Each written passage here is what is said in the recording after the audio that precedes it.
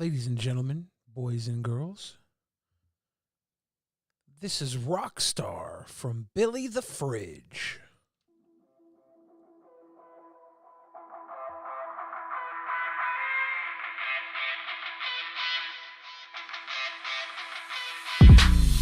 Doing drugs with the cool kids in the parking lot of Walmart. Getting lit, playing music, got me feeling like a rock star. Doing drugs with the cool kids in the parking lot of Walmart. Getting lit, playing music, got me feeling like a rock star.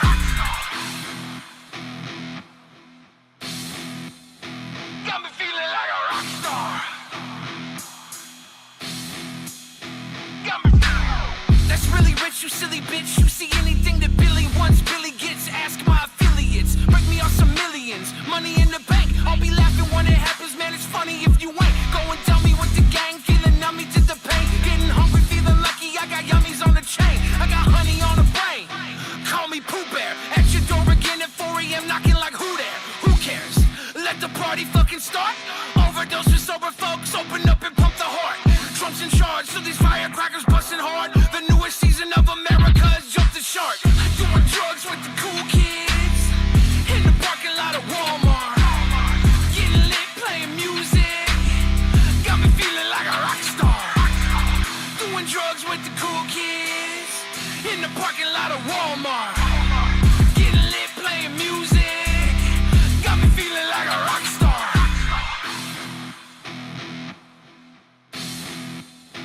Got me feeling like a rock star. Got a thick chick next to me with big dick energy. This biscuit recipe make bitch kids rest in peace. Open sesame, no bro, you'll never be able to step to me. Hold the hand steadily, swing the fist heavily. Knockout punch, you come to, pockets run through, you bought our lunch. On some rock out grunge, with some white out blunts. Then we wipe our mouths with them big face huns. Suck your bitch make guns, they say I'm dying of heart disease. Until that day, ain't no bullet can target me. Bullshit and barking beat got you looking like marks to me. It flows through my arteries, this art is a part of me. Doing drugs with the cool kids in the parking lot of Walmart. Getting lit, playing music, got me feeling like a rock star. Doing drugs with the cool kids in the parking lot of Walmart. Getting lit, playing music, got me feeling like a rock star.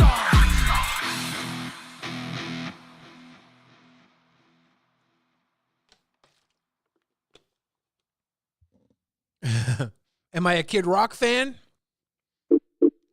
What? Is auto playing this old song? Not expect this to autoplay. Allison, Jessica, Jennifer, This is hella old. Look how old I am. you up to go eat at your favorite restaurant. This is my My buddy. advice to you is dump your man.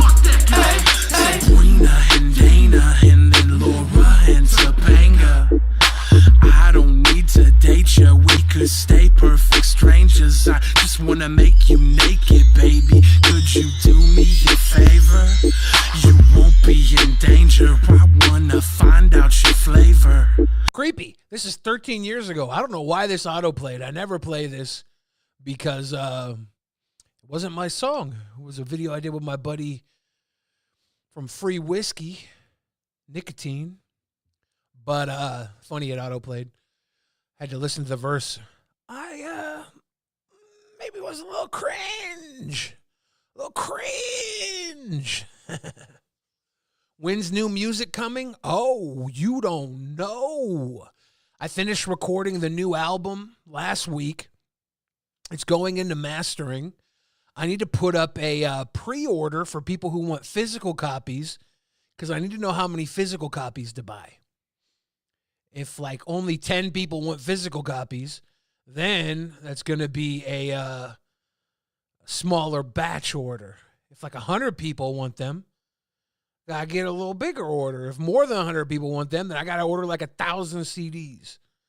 So I have to get a number for how many people want physicals. Anybody want vinyls? I was looking at vinyl pressing, and it's on sale right now. I don't know if anybody wants vinyl pressing. Yeah, the new album is recorded All the recordings done. I'm really enjoying it. You're doing a signed physical again? I would definitely sign those that want signed. I got to set up a pre-sale or something here pretty soon. Oh, so the video I want to lead off with, I've been seeing this guy a lot lately, and he says he's former CIA, which tells me he's actually still CIA and probably dealing out misinformation for the deep state. Seth looks, we got one vinyl, so I got to see, to make vinyls worthwhile, I got to see how many people need vinyls, because I think I can get a small batch printed up, but I'm not sure how small. Let's see what this fucking CIA agent's got to say. I want to break down the psychology of hate and teach you how you can use all the hatred in the world around you to actually benefit you. Oh, we're going to use hatred to benefit me? I'm going to join the CIA when I learn this guy's secret ways? Yes, please?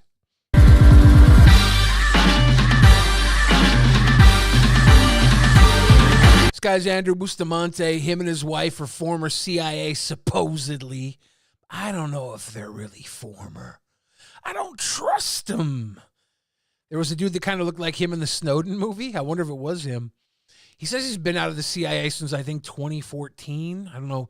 Maybe I'm getting the date wrong. I've watched him on a couple of podcasts recently, a few clips, and I don't really know him that well, but he keeps coming up, and that tells me the CIA is getting that YouTube algorithm. My name is Andrew Bustamante. I'm a former CIA intelligence officer, and CIA taught us that hate is actually a very predictable and very useful tool when you understand the anatomy of hate and how hate works in the brain. In the world we live in today, there are over 917 organized Dirk groups. Cobain, If that number Seth isn't Looks, mind-boggling enough, consider the fact that there are Money over Moore, James, 2.1 Doug Slug, million Dan, hate comments Nicholas online Rosa, every Beefy week. McSteak. That means there's over 12,800 Queen City, hate-based negative comments online every Alex hour. Ehrman, That is an everybody in the incredible place to amount be, of Steven. hateful comments and negative energy that's just thrown into your daily life every minute of every day. Now, when we talk about hate, the first thing to understand is where hate comes from. Now, inside of our brain, we have a paleomammalian brain, or a back brain, and a prefrontal cortex, or a mammalian logical brain. And these two brains are... You guys following so far? I like this guy because he says ADHD is a superpower, and I always just thought it was something that kept me from doing housework.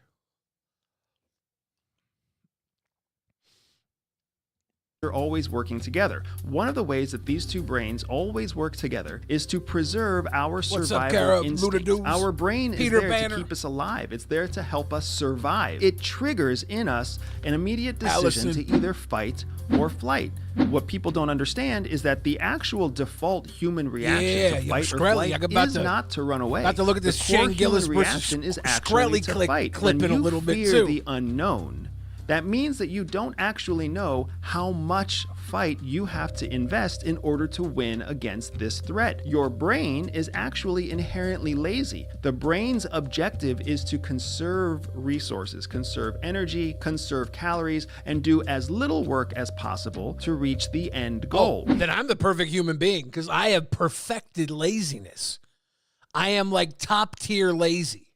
Hate happens because hate is at the intersection of low mental resources and our core instinct to fight. When you don't... What does his shirt say? It says everyday spy. That's his little t-shirt because he's former CIA. He's a spy. What happened, Luna? Oh, you better stick around. Maybe we'll skip that one ahead a little bit. I got a little later in the episode. We got to watch the everyday spy guy who's former CIA. I don't believe that. CIA loves putting people into YouTube spaces. Mr. Beast, probably CIA. Don't know what to fight and you don't know how much fight you have to give, the easiest thing you can do is simply dislike or hate the thing you have to fight. And that's... So he's saying if you're a pussy, you turn to hate. which is probably why I'm so full of love. Because I will get you. I will get you with the bone crusher. That's why you see so much of it. That's why you see so many negative comments. That's why you see so many negative reviews, so much online bullying, so much harassing. ZKC Sen, I always love Martin. That's my boy. I don't hang out with him much. I don't hang out with anybody much. All my free time ends up getting locked up in some bullshit. But I love Martin. I'm about to shit on Gillis in this clip, I bet. Watch. If I have to. Martin probably fucking owned him, honestly. I think I watched a piece of it before. I haven't seen the whole thing. So much negging, so much shaming, all the teasing. It all comes from this relationship that we have between being able to engage in a fight without risk in a way that we feel protects our survival. It's a human need to survive, and therefore it is actually a default human process. You hate, I hate, and people hate us. It's all very natural, and it's all tied to our own human psychology. So he's saying that hate is a survival mechanism. So when you go from surviving to thriving, that's when you get to live off of the love.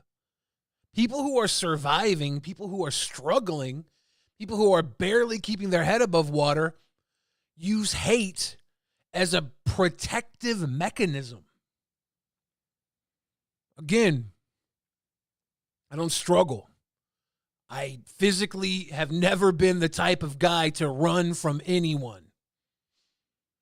I'm not built for it. I'm not a runner. I don't climb mountains. I'm mountains.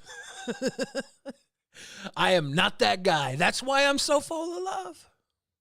So if there is so much hate happening in the world, how do we turn that hate from something that hurts us and saddens us and shames us, how do we turn it into something positive? Now, on top of all the negative comments and negative feedback that comes from people who are directing their hate, there's also a second strange mental benefit that comes from the people who choose to exercise their hate, random guy. which What's means up, Sapphire? they're Rap part Lord. of a group that seems to value the Brett same Robbins, values. And what ends up happening is that in-group bias that we feel by hating the same things start to make us feel like we have to belong to the group that we belong to. So even though everyone in the group may have met... This is the big thing. This is the virtue signaling cowards, the mob mentality. This is everything. Honestly, this is why I befriend people who are hated by the world, because if I see this hatred, this coward stuff, I pay more attention to why someone's getting hated on, and then I end up falling in love with them every time. So many of my friends were the most hated people in the world.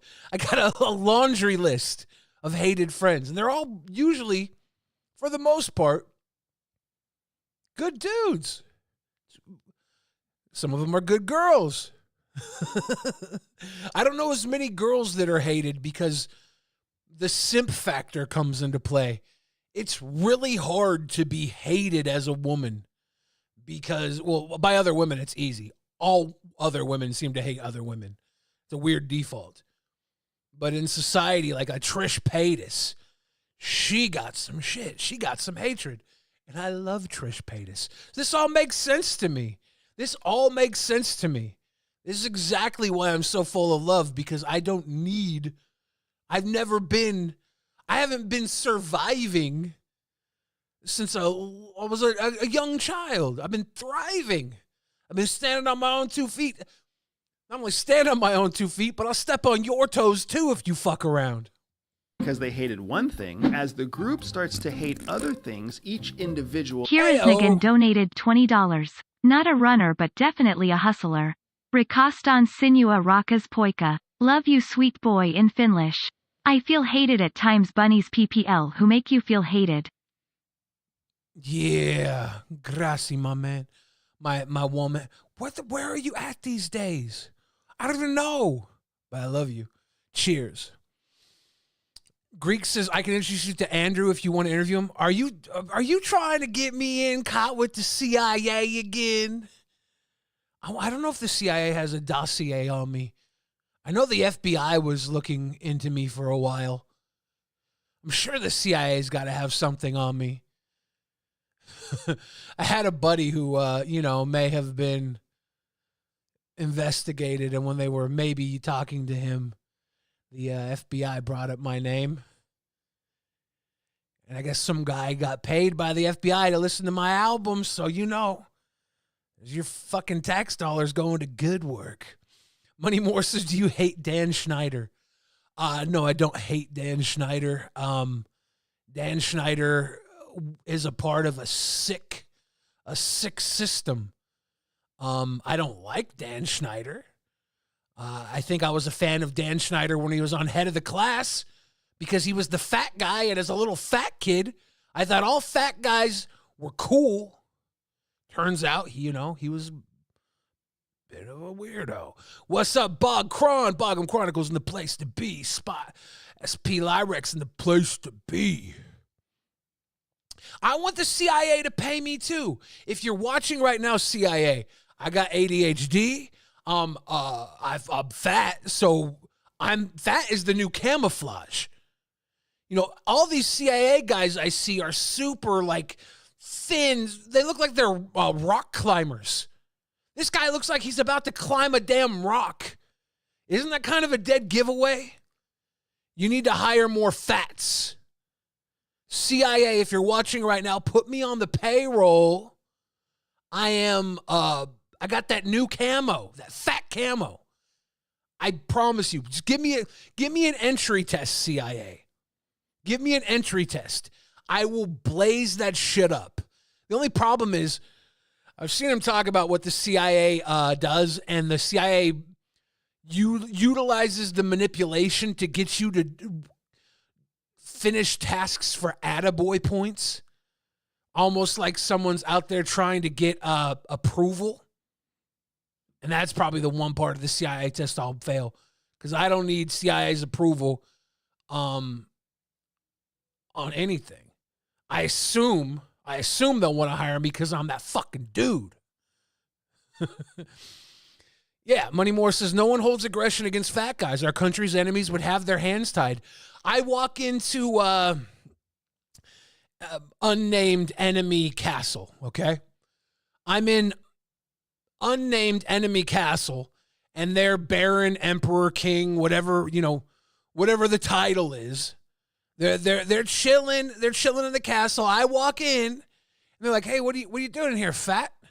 And I'm like, "Oh, I was looking for the bathroom." And they're like, "Oh God, yeah, I don't want you crapping yourself in my castle. The bathroom's back there."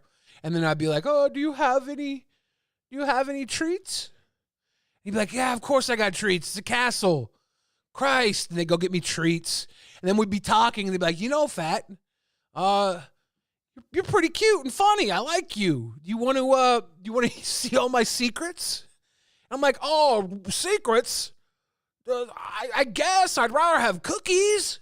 And they'd be feeding me cookies and secrets the whole time. And I'd take it back to the U.S. and we'd conquer them. Fuck, I should be CIA.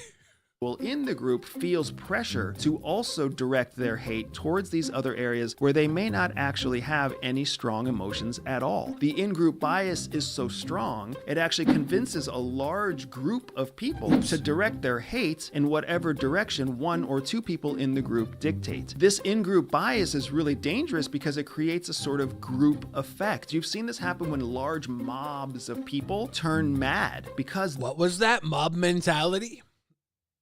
I swear to God, anytime someone tells you to get angry, they're manipulating you. I am manipulating you all the time, but I'm manipulating you in the opposite way. I'm manipulating you for your own benefit. I'm like that father figure that is like, oh, you're going to burn yourself. You don't touch that. And then you're going to touch it. So instead of me telling you not to touch it, I'm like, hey, look at these keys. They jingle and they're shiny. And you're like, oh, I'm giving you something better. Entertainment, joy. I'm the good kind of manipulation. Their anger, their frustrations, their fear, their hatred is actually being directed not by themselves as individuals. The psychology of hatred is a very powerful and important thing you need to understand if you ever plan to take all that hatred that's directed at you and use it for good. Now that we understand the psychology of hatred and where hate comes from, let me let you in on a secret that CIA gave me about how to turn hatred from something negative to something positive. Man, why are you giving up all the secrets? You could have just told me. Everybody's going to know that. Actually, honestly, you can teach people how to fucking make $1 million and they'd rather spend $1 million. So whatever secrets he's giving out right now, if you're one of those people capable of manipulation, basically from what I've watched, it's anybody with ADHD or some sort of personality disorder. If you're one of those people, listen up and then manipulate everybody you want. For good, please. Do it for good. But listen up. Everybody else, don't worry. You'll forget this in a couple minutes. We'll have you right back to the show. Main points to understanding how to transform hate into something powerful and productive for your own success. First, you need to understand that if hate is based in this idea of threats, a threat actually has two different parts. There's the part that threatens you, but then there's also the part that threatens others. So what actually happens to human beings in our pursuit for survival, our instincts tell us that we have some threats we want to avoid and other threats we actually want to partner with and stand beside. You know exactly. It's so fucked up. He's like, yeah, you know, if there's a flock charging, you can be the sheepdog. You can guide them into your fucking direction. You can put them exactly to where you want them to go.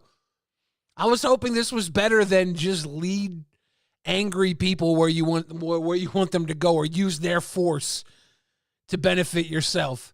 This is just another level of cowardice. I'm going head on with the mob. I'm slaughtering the sheep. I'm wolving them. Exactly what this feels like because you've always loved being on a winning team. You love being on the football team with the best quarterback. You love being on the soccer team with the best shooter. You love being on the cross-country team with the strongest runners. That's weak people. You want to be directly against the strongest runner. If you got that dog in you, you want to be barking at the big dog. You want to be if you got that dog in you, you want to be barking at that big dog until you piss on his hydrant. You want to be barking at that big dog until you're humping his leg. Only weak people want to be on the strongest teams. Strong people want to conquer them. Fuck, I can't be in the CIA. This is directly because in the 70s, my dad was a protester. He did a lot of LSD, so maybe this didn't actually happen. Maybe this was something he imagined in an LSD rage. But he said one night after a long week of protesting, the CIA or someone in a suit woke him up in bed with their forearm against his throat and said, "Mr. Barry, if you don't stop doing what you're doing, you won't get another warning."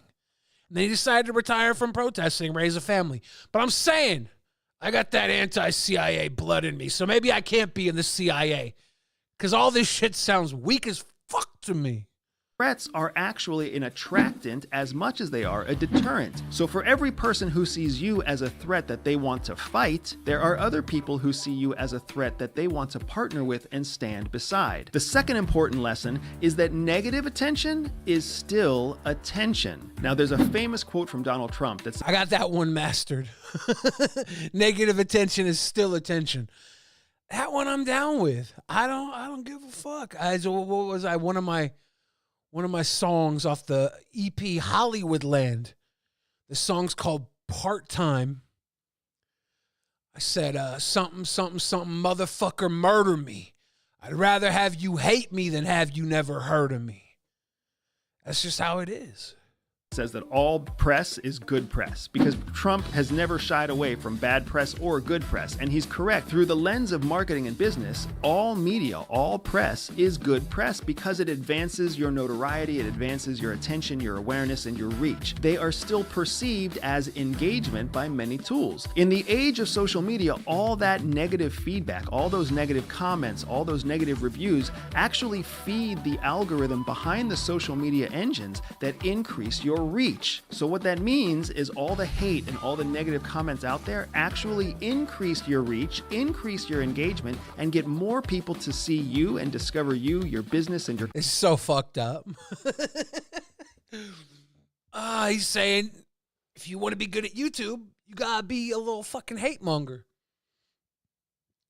The most growth I ever saw on YouTube is when all the leafy fans thought I was trying to kill him or eat him or whatever they thought I was trying to do. And they hated me. And I just blew. I made some money, man. And then they realized I was just his buddy pal. Nothing was wrong. And then they switched the algorithm up. And never got that silver play button. Heartbreaking. Content than ever before. So instead of looking at the comments and looking at the feedback that you get as negative or positive in terms of the content of the comment itself, the algorithm behind the social media engine is driven by engagement. That means the people who hate you are actually helping you and they don't even realize it. The third lesson is probably the most important lesson and the one lesson I want you to take home with you today. This is a concept that's just as true in business as it is on the battlefield. Think about tipping me. You have to divide to conquer. Hate creates an in-group bias, and it creates a group of people who stand opposed to you. So right away, you see that the division that hate creates, it forces people to choose a side, either the side that hates you or the side that supports you. But at the end of the day, what you're getting is the people who support you, the people who believe in you, the people who trust you, the people who want to be with you are standing to your left and to your right. And the reason they're there isn't just because of what you've done, but also because of the people who have stood opposed to you. You want people. No, I agree with that. Some of my biggest influxes in fandom have been after people came at me. 100% some of the best lifelong friends I've met through this entertainment shit. You know, they found me through the hate mobs and they stuck around with me because they're like, you know what? Maybe everybody else is wrong. And young Bill Fridge is a sweet boy. So that's true. So far, 100%. CIA might not be for me, but I totally would ace it for them. People to see you as the enemy, because then their enemies will see you as their friend. Now, all this conversation about hate and the psychology of hate and how you can use hate to your own advantage may sound great in theory, but what does it actually look like in practice, in real life? Now, I'm a former CIA intelligence officer. About 50% of the American population hates me. They don't like what CIA stands for. I don't hate you, dude. But come on, if you can't beat them, join them. I know what the CIA's done. I know what you all do. I know what you're capable of. Put me on the payroll. They don't trust CIA, all the conspiracy theorists and all the disillusioned Americans out there that believe in deep state. There's a huge group of people out ramen noodles for hair. I had to tie my noodles back because of this guy's hair. Out there that immediately fuck no, I don't want to work for TSA. TSA is the worst job ever. Nobody ever looks happy working for TSA or going through the TSA.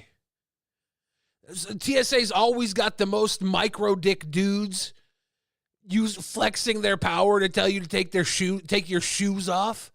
Take off your shoes, put them in the box. Take off your shoes, put them in the box. Small dick energy all over that place. Honestly, I'd be letting fucking bombers through. So when they were on my side of the line, I could wrestle them down to the ground and rub their nose in it. Like me and immediately leave hate comments about me just because I am a former CIA officer. So right away, there's already a divide. For everybody who immediately hates me because of my background, there are just as many people who immediately like me and who immediately listen to me because of my background. If there wasn't such a contentious issue because of my background, What he's saying is half the country doesn't trust the CIA. The other half trusts the CIA. Maybe 2% of the country can do anything about the CIA, and they choose not to, because if you can't beat them, join them. Those 2% just join the CIA.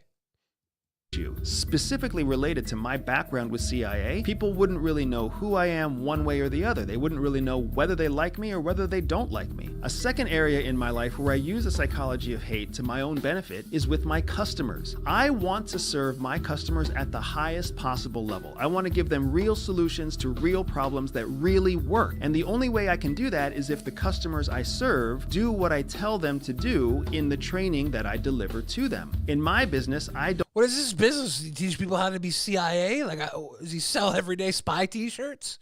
I don't watch him that much. I've been seeing him for maybe the last 2 weeks, and I'm like, if this guy's CIA, then I could be fucking CIA, as long as they accept fats.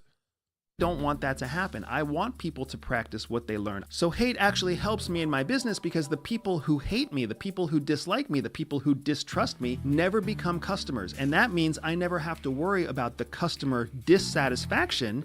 Oh, that's the best part about being a YouTuber. The people that hate you are your best customers. They just sit around all day long and they go, "Hey, Billy, you know you're fat." And I'm like, "Yeah, I know I'm fat." Hey, Billy, you know you put out the music. Hello, we put out new albums. This second, don't do music. Whatever, dude. But they don't stop. They love it more than the fucking lovers use. No, the lovers are usually all right. But the haters are right here with us. There's none right now, which makes me think maybe I'm not doing good enough. There's usually 4 or 5 people running a game of hate. And I'm wondering where they're at. They go night-night? I don't have to worry about refunds because those people simply never become customers. On the opposite side, the people who do become customers are people who believe in the product, who believe in me, who believe I'm trying to do the right thing, and that my background with CIA and the intelligence skills that I bring to the table are real and genuine, which means that when I teach them those skills, they use those skills and they see their own success, and that turns into more customers, more sales, and more positive reviews. So right away, hate helps to separate my customer base into non-buyers and future buyers. And I get a chance to serve them at the highest possible level because I'm not wasting any of my time trying to convince a hater that they shouldn't hate me. The third and... Yeah, I definitely don't convince a hater they shouldn't hate me, but I do engage with the haters. And I do convince them to love me. So many times people are hating. I'll engage with them. And then by the end of the conversation, they love me again, or for the first time, whichever one it is, because most haters are only hating because they have this malfunction in their day-to-day. And when you point out their malfunction, all of a sudden you lift a weight off their shoulders, and it should be therapy. I've done so much free therapy for haters before. It's actually amazing how little it takes to set somebody off of their path of hate. Just a little attention. Just talking to them like a human being. It's really easy to fucking set somebody back on track. It's not usually worth it, but sometimes I get a wild hair and I'm like, fuck it. Let's change the world today. Space Girl says, "Hey, Billy, you stinky, I'm a hater." Oh, we're going to change that, Space Girl. Final place where I really take advantage of hate in my business, I create videos. Yeah, Nanobot reacts. He talks too much about being an agent. Sounds very strange to me. His whole YouTube page is about being an agent. And he says he quit a few years ago, but I think he might be spreading that misinfo. I create podcasts, I create ebooks, I create blogs, I create interviews, I create a ton of content, and all of that content has to find a way to reach an expanding audience. Even if 8 out of 10 people who see my content say something negative or leave some negative comment, that's okay with me because they're driving engagement so that I can reach the... Yeah, when the Leafy shit was blowing up, it was more than 8 out of 10 comments throwing hate at me, and it was awesome. I think I made like $5K in a day during maybe a week. I don't know. It was a good amount of money. The soup I'm eating tonight, I was going to tell you earlier on, is chicken spinach tortellini. I make this soup low sodium because I'm on fucking heart failure. And I went to go put the tortellini in, and it was moldy. I wasn't going to leave the house. I was going to make my soup. I was going to do fucking live stream. This live stream was going to happen way earlier, but it was moldy, so I had to go back to the store. I got it from Trader Joe's. They have the easy return policy. I returned my tortellini, came home after going out of the house, which meant I got a bit of lunch when I was out of the house. I wasn't going to do that. I was going to eat soup. Come home, finish the soup. Already had lunch, so I'm like, I don't need soup right now. Did some other work, started getting on the live stream. Live stream was about to start. I was like, I'm going to eat some soup on the live stream. Show everybody my soup I made. It's got the little fucking tortellinis in it. That's a big-ass tortellini. It was probably a third of the size before I put it into the water. Now it's a big old rosebud. Yummy. People who actually do want to hear from you. I usually eat soup. I try not to put as much broth in it because does land in front of the right person. I'm supposed to limit my liquid intake, and I love water. You could tell I'm drinking a ton of water right now. I'm very thirsty. Who does want to learn the skills that I want to teach, they don't choose to stand on the side of the person who hates me. Instead, they choose to stand on my side. And when that person has success, I win. And the same thing is true for you. Hate is a core behavior inside a human's survival instinct. It simply means that they see you as a threat. That's a really powerful lesson to understand. If you want to see a powerful example of this in my own content, just take a look back over the last 2 or 3 videos that I've made before this. You will see all of the negative comments that are listed in my videos. And right alongside all of those negative comments and all of that hate talk, you will see people defending me. You will see people voicing their... Yeah, but some people just delete all the hate comments. They can't handle even having them there. And when you delete the hate comments, you're deleting the opportunity for people to defend you. You're deleting the interaction. You're actively killing your shit when you delete the hate comments. It always drives me crazy when I see people delete their hate comments. I'm like, you're throwing money away. You're throwing money away. Some people are happy to throw money away. Me, if I get a hate comment, I just sit back and I wait for all my adoring fans to come in and curb stomp the haters.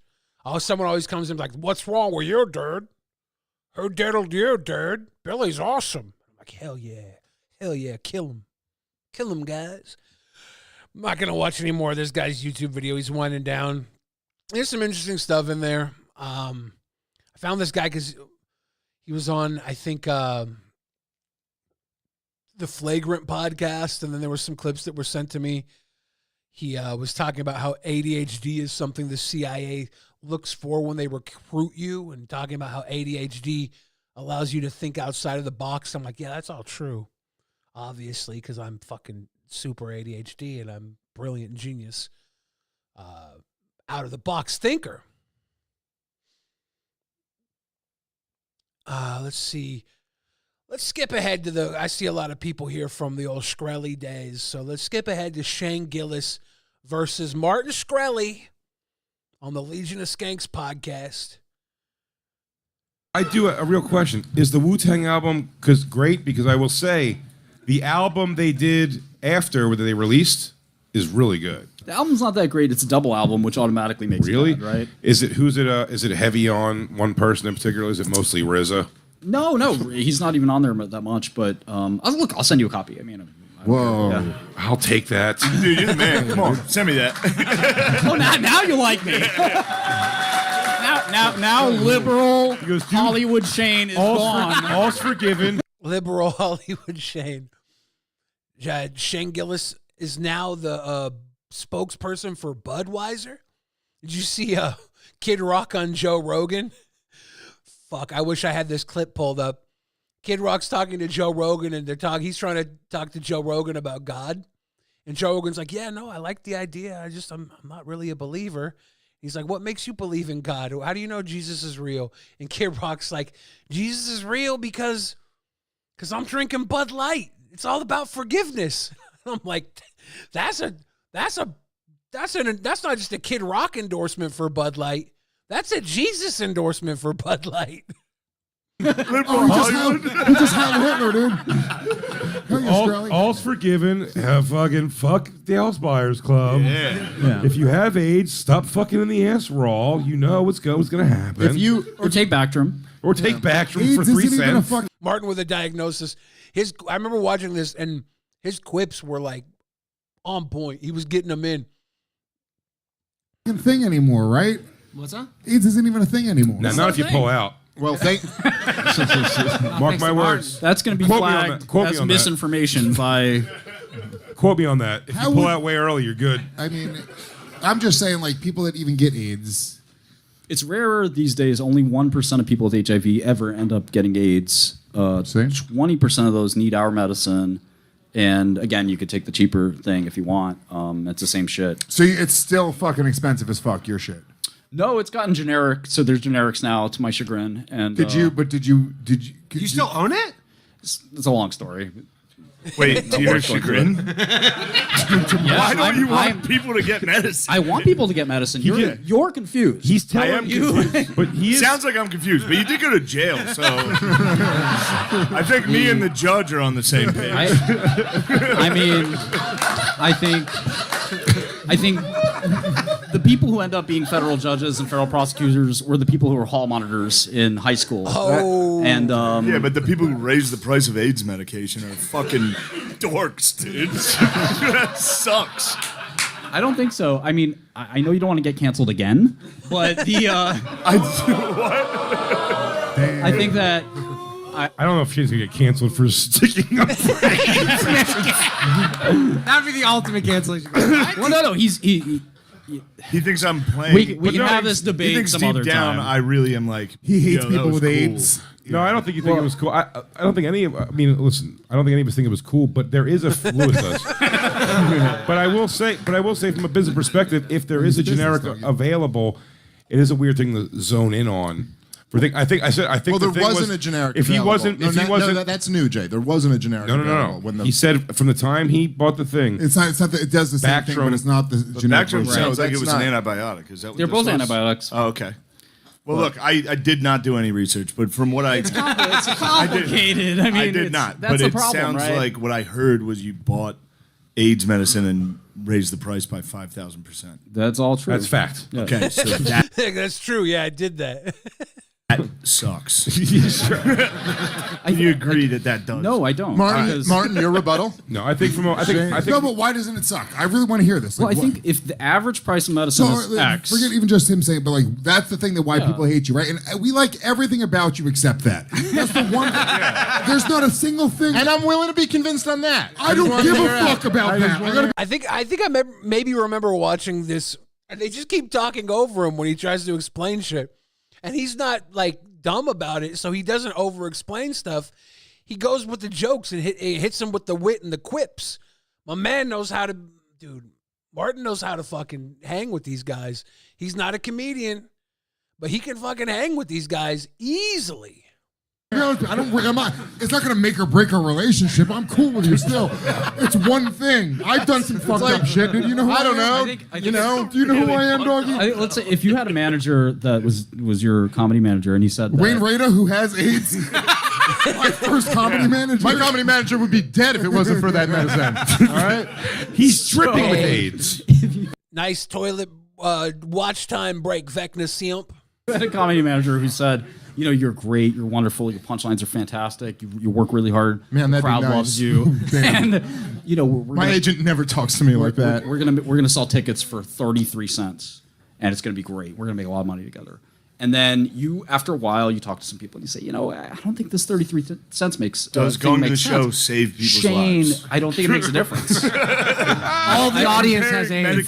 In fact, I would say that it's even more important. Hold on, let me just say this. Can I make this point? And this is I think it actually makes the point for both of you. Laughter is the best medicine.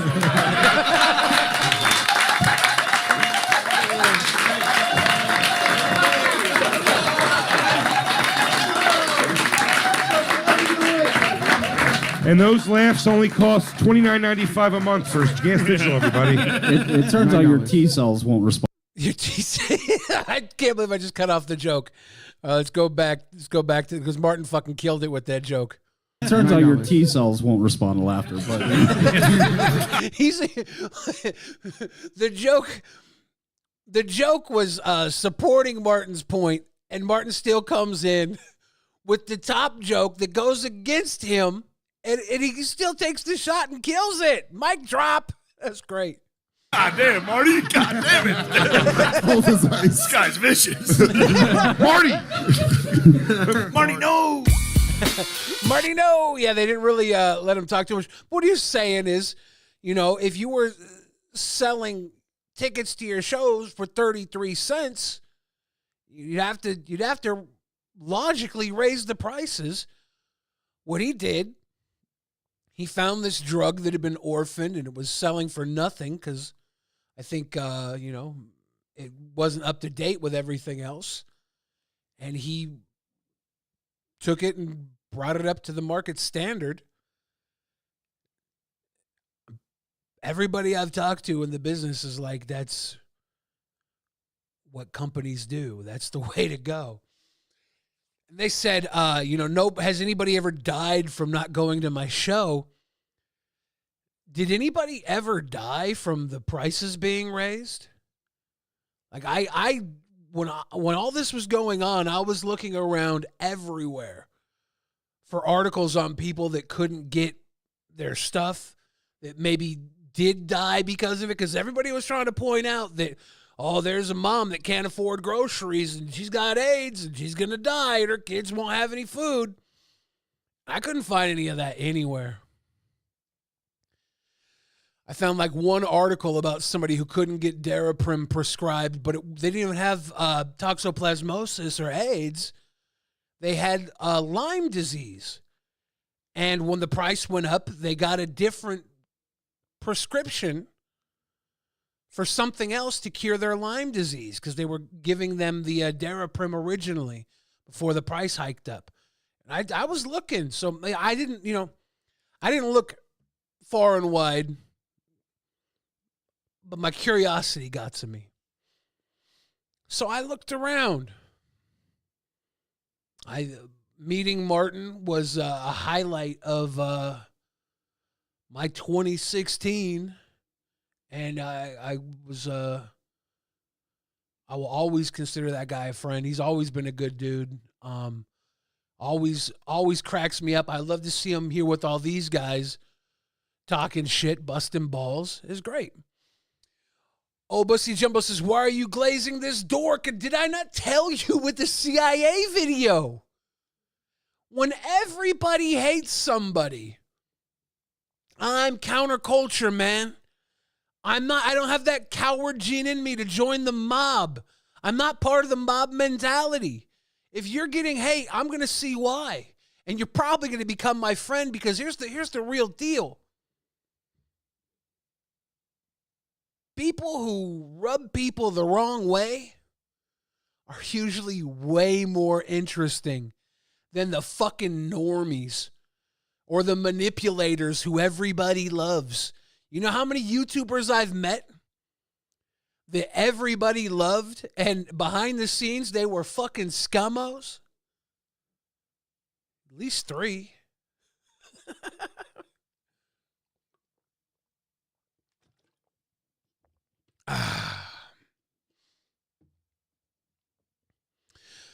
Let's jump into some news. You guys ready for some news? Look at this shit. This is Los Angeles.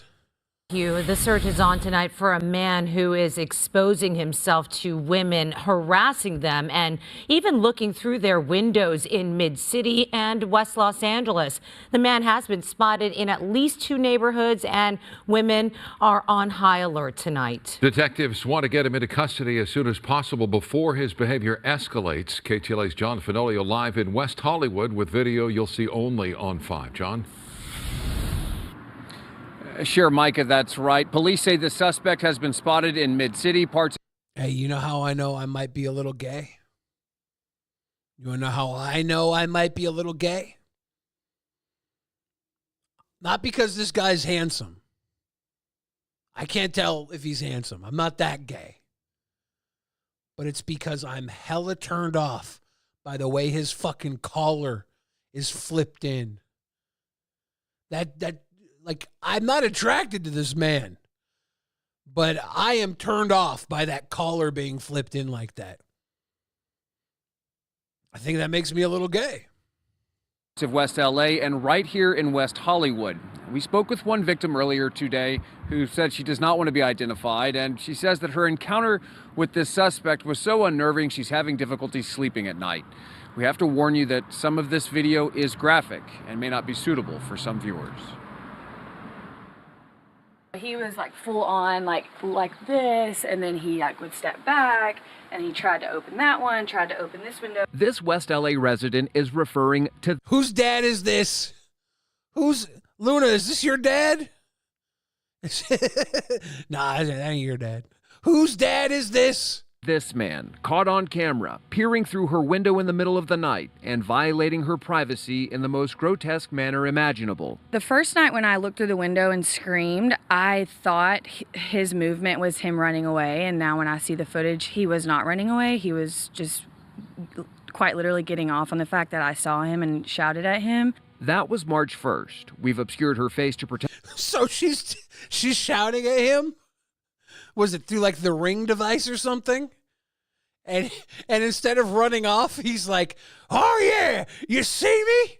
You see me working this little, maybe it's huge. You see me working this big old swinging dad dick?" Protect her identity and blurred the peering perpetrator's offending parts. Police now on the hunt for the suspect they say is responsible for a number of indecent exposure incidents in the Mid-City and West LA areas from January through March. He even returned to this victim's home a second time. The second time he came back, the sun was up. People were walking by. So, I mean, it's truly just scary. That's the only word I can think of. She says the guy managed to get into her unlocked car, then tried opening the door and a window to her apartment. Before she'd had enough, confronted him. And he was in her fucking car? What the fuck was he looking for? Half-eaten gummy bears to lick? What the fuck was he doing? Scared him off. When I had a face-to-face interaction with him right here on the porch, he was definitely shaken up and like, sorry. He literally said sorry, like, and he hasn't been back since. Investigators do not believe the suspect is homeless and is driving to various locations. Detectives think he's the same man seen behaving badly while peering into a home on the 5700 block of West. I just read a comment earlier from Vecnasimp. Vecnasimp says, "We hate pedos. You friends with them, Billy?" Look, I'm not friends with everybody who gets hate. I find some people get hate because they operate in a way that normal people find to be appalling. I'm not normal. I'm broken. I love broken people. My puzzle people. I put their pieces back together. It's a thing I do. It's my hobby. And sometimes when you're looking for broken people, you find people that are already put back together in a way that is very interesting. Pedos are not interesting. Pedos are people who are broken, oftentimes broken, and then continue to reoffend. It's gross how the cycle of that shit goes, and I do not find them interesting at all. I find them, unfortunately, sad, and I'm more along the lines of they don't need to exist. 6th Street near the Miracle Mile earlier this month. And in January, when he's believed to have exposed himself to a woman on the 800 block of Northcroft Avenue in West Hollywood, then followed her home. Okay, Seth looks says, "Remember that Crane girl? We watched her new video as her blindfold in the place with hundreds of capsule machines." That sounds like a glory hole bukkake fun time. I might have to watch that. I don't know about tonight. Your heart is broken, Nanobot. No!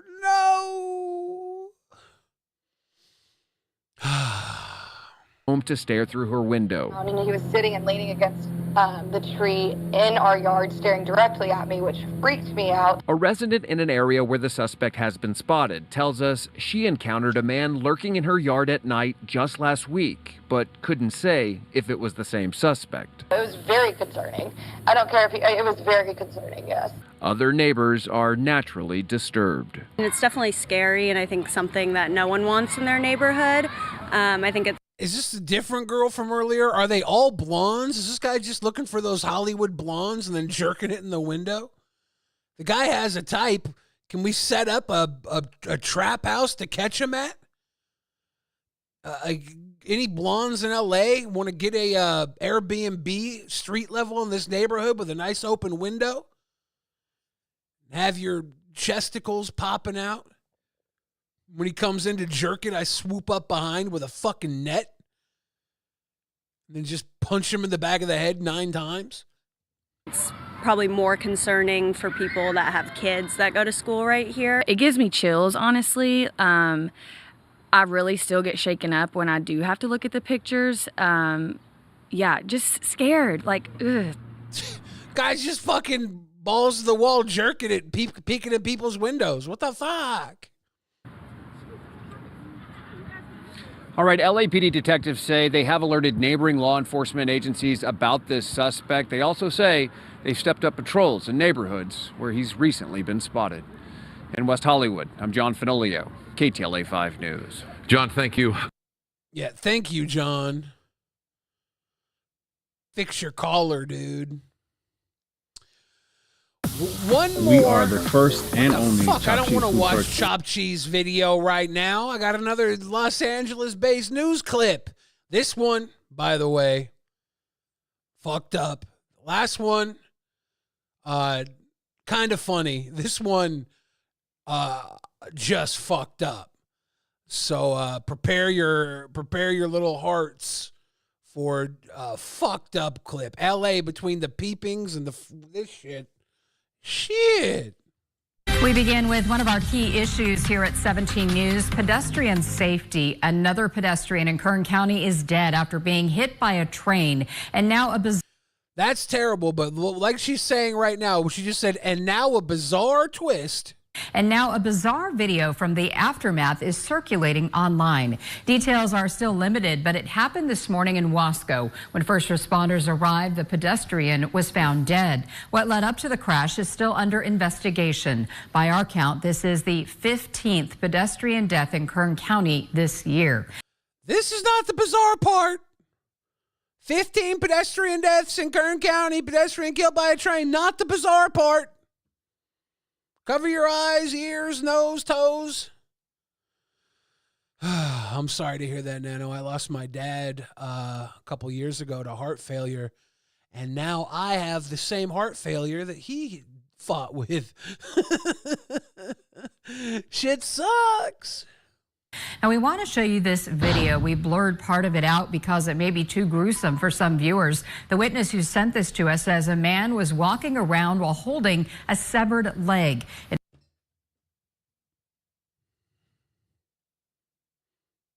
This motherfucker was not peeping, creeping, jerking into blonde women windows.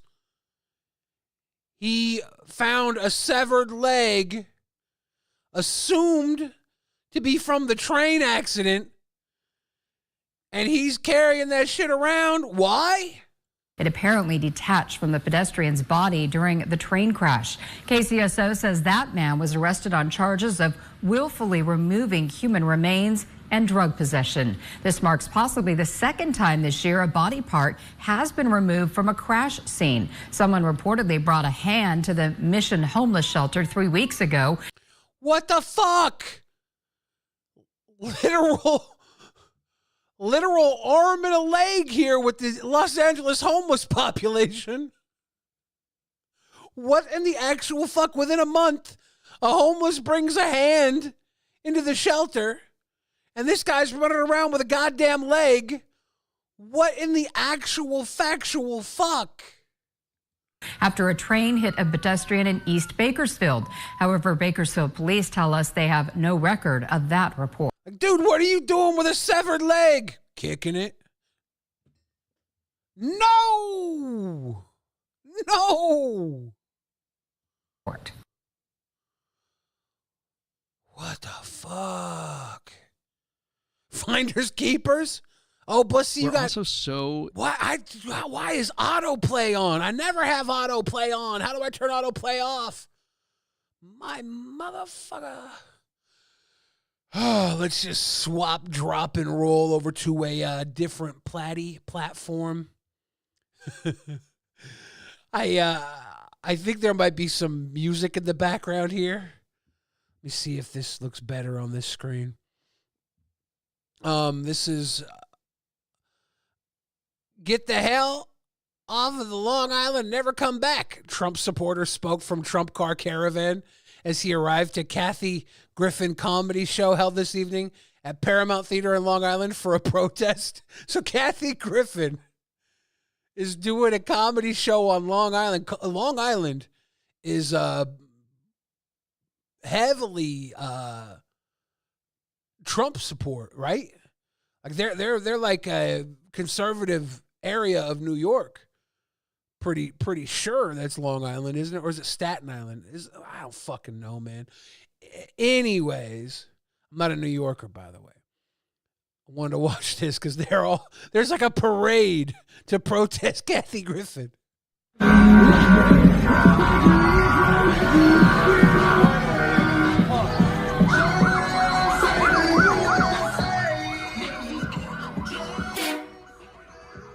Trump's in the USA. Was this song a remix because Springsteen didn't want him using "Born in the USA"?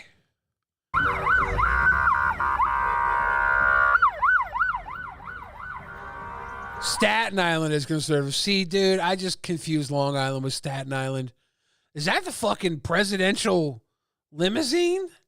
That's not the real presidential limousine. That's like someone sporting a seal, right? Or is Trump just coming through with the fucking squad?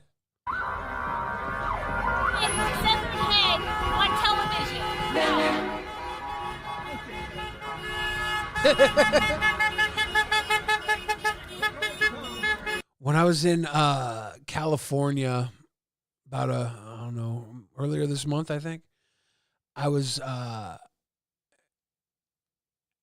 getting out of a movie. And as I walk out of the movie, there's this huge Christian rally. And I had already called my Uber. So I'm going to walk to my Uber. And as I'm going to walk to my Uber, they start following me. And it's like, I'm pretty sure at least 1,000 people. And they shut the street down.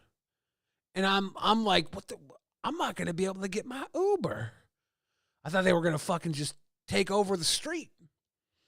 But they were gone in a few minutes, so the Uber was only a little late. I thought I was about to be fucked. I was like, oh, act of God. I'm stuck here. I ain't making it to the airport. Funny thing is, I got to the airport, and my plane had a malfunctioned wheel. They take us all off the plane to fix the wheel. They fixed the wheel an hour later, but an hour later, the pilot's like, nah, I'm clocking out. The pilot went home, and we had no pilot. They had to cancel our flight. So all that work, I ended up not even getting home until like halfway through the next day. Sucked. She's a low life, what she did. She should never done what she did to Trump. She shouldn't be here on Long Island. She should never have a job again in the rest of her life.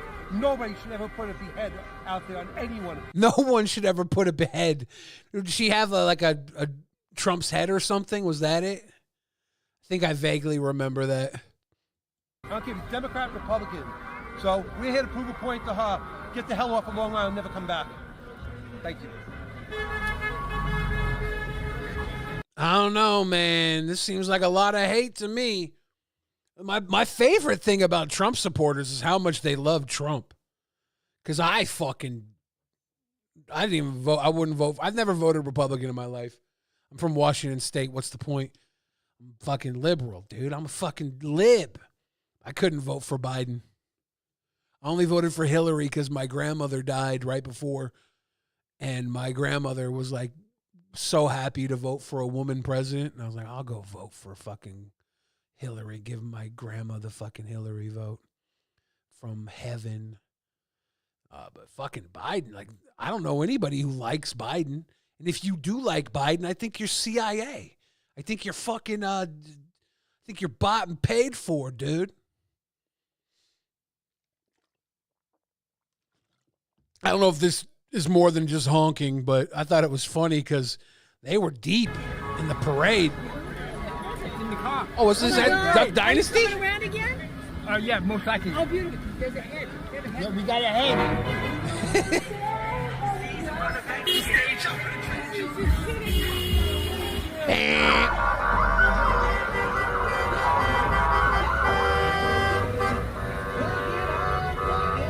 I think it's just honking from here on out. It's a fucking big ass.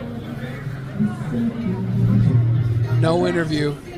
Yeah, I just like the big ass line of fucking monster trucks and limousines and thought it was funny. This one, dude. While we're watching, I'll reserve my opinion to a point. I'm going to be looking at chat and seeing what chat thinks about this one. We're doing an interview today for Arizona, our school, for Gilbert High School. Could you guys do a quick interview for us real quick? Sure. Okay, so how does it feel that your girlfriend looks like a man more than you in the relationship? That's fair. Feels good? Sure, man. All right, take care. It's crazy. How you guys feel about that? You think that's a funny IRL joke? I'm not joining the CIA yet, Kool-Aids. Depends on how much they offer me. I need a new job. Rent's gone up. I need another job. What do you guys think? You think that's funny? I'm not gonna say what I think just yet. Let's play another part of the clip. Crazy. So where's your girlfriend? So who's Big Scissor or Little Scissor? My girlfriend's in California. Oh, she is? Yeah. Oh, does she go to a different school? A different school? Oh, Lord. She goes to a different school. I live in California. I'm sorry. This guy, I gotta break it. This guy's on some fucking IRL fuck with you shit. The guy responds with, "Oh yeah, no, like no big deal, whatever, dude." And then this guy's like, "Where's your girlfriend?" He's pressing back, and this guy's like, "My girlfriend's in California." And he's like, "Oh, does she go to another school?" This guy's owning the fucking camera, dickhead. California, sweetheart. I'm just here. I'm just here to troll you. I drove 6 hours to harass you. Oh, I'm sweetheart now. Yeah. Hey, you want to know how this can get even worse? How? You're gonna love this. I'm sweetheart now. I'm sweet. This guy's fucking owning cameraman. I'm all for this guy. Fuck cameraman. Okay. All right, you ready? Say shout out Frank Hassel. I got this one from him. This is my cart now. This is my cart. Dude, this is my cart. Why'd you do that? Why the fuck would you do that? Are you gonna clean it up? Bro, why would you knock your fucking cart over? You took my cart out. This is my cart. Are you gonna This is my cart. It is. How are you gonna take my cart and go to another aisle? You're filming me. Yes, I'm filming you. I'm gonna put you on Facebook and call you crazy. I gotta be real with you guys. I would pick that cart up and fucking throw it right in the guy's face. I would just take the fucking cart and just bop. This would be a clip where you would see the camera just get a full fucking cart thrown at it. Easy peasy. And I would want that all over Facebook. And I would go to jail for a night. And I would call a lawyer. And I would say, this guy knocked my cart over, was pressing me in front of my girlfriend. I was worried he was going to do some shit.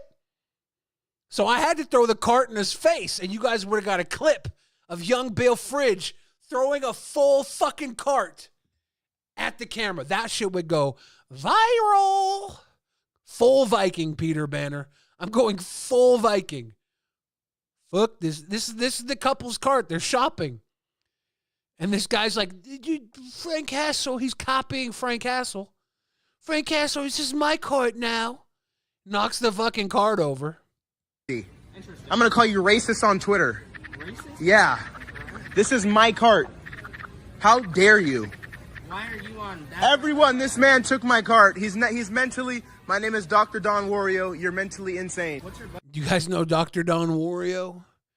He sounds like a fucking twerp. Sounds like a fucking twerp. Do a cart narcs? I'm about to do a fucking cart shark. I'm going to throw that fucking thing right at him, Great White style, dude. What are you doing over there now?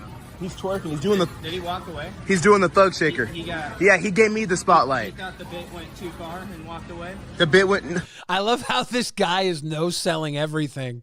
This guy's like, your buddy even walked away. Your buddy thinks you're dumb as fuck, dude. This guy's killing it right now on the responses. Did the bit go too far? No, I'm just over here. He went to go steal some candy. That's what he went to do. This guy's clearly mentally fucking insane. I can't believe this. Womp womp. Little turds.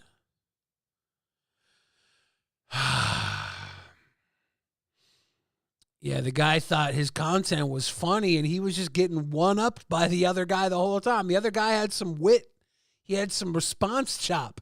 He was down for the fucking interview off the bat too. He's like, yeah, let's talk. He's like, well, what do you think about your girlfriend looking like more than a man than you do? At that point, I'd look at her, I'd be like, hey, I think I'm gonna fucking kill him. And if she was like, no, don't kill him, then I would just like crush his larynx with my bare hand. And then if she was like, yeah, kill him, then I would rip his larynx out with my bare hand. It's that simple. Guy's got two choices, and they're my girl's choices. If he disrespects her like that, he either leaves with a crushed larynx or he leaves in a fucking closed casket. Murder. Actual murder in the first degree. Not premeditated, though. I'm not that type of guy. I just don't value a human life when they're doing bad comedy. Bad comedy is a capital offense. What's this shit? What the fuck? What the fuck is this? Did World War II end with a rap battle? One in the chat, you think World War II ended with a rap battle? WW2 in the chat, if you're not sure.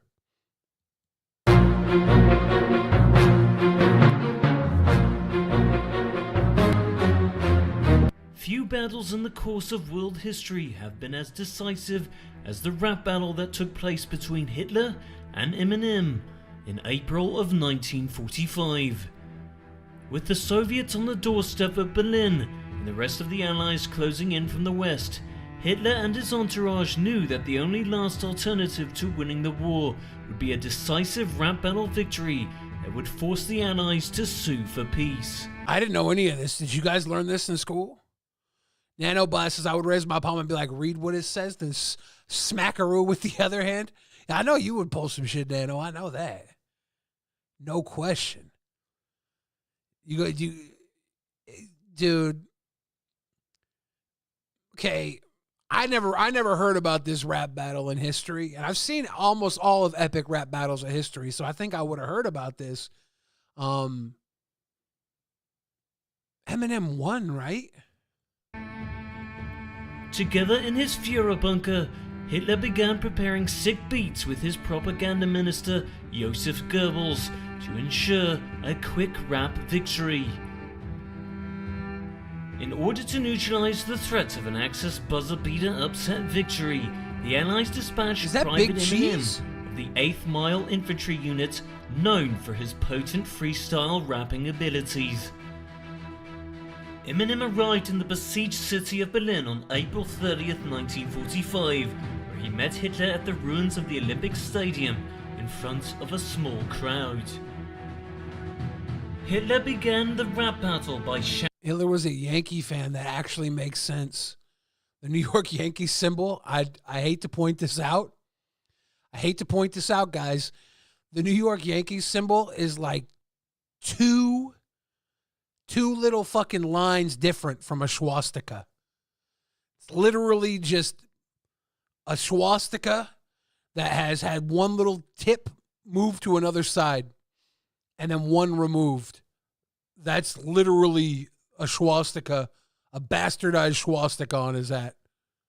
Shouting out his homies on the Eastern Front, and then hit Eminem with the following lyrics. Every Frau trying to get in my pants. I'll conquer you like I conquered France. You try to guard me, but you'll get Dunkirked on. I'll make you flee like you're gonna do at Saigon. No, Dunkirked on and Saigon is a shit rhyme. There's no way he beats Eminem with this. But Eminem swung back at Hitler and responded with, you claim you bowl hard, but you only got one ball. Your handles are so weak, you couldn't even keep goal. You think yourself a Caesar, but I ain't seen no crown. Your bars be leaving me as dissatisfied as Ava Brown. This is fucking dumb. There's no way this is real. Eminem would not rhyme that bullshit. Eminem would not rhyme that bullshit. This is a fucking fake-ass video. Not real. Hitler fumbled in his response, unprepared for how personal the attacks would get. Eminem quickly pressed his advantage by finishing Hitler with the following. You tried to go to art school, but your paintings were straight bad. Nope. These are one-syllable rhyme schemes. They're not compound rhymes. This is nothing Eminem would ever write, not even in 1947. After 4 years of being schooled by Russia, I'd say you're a Stalingrad.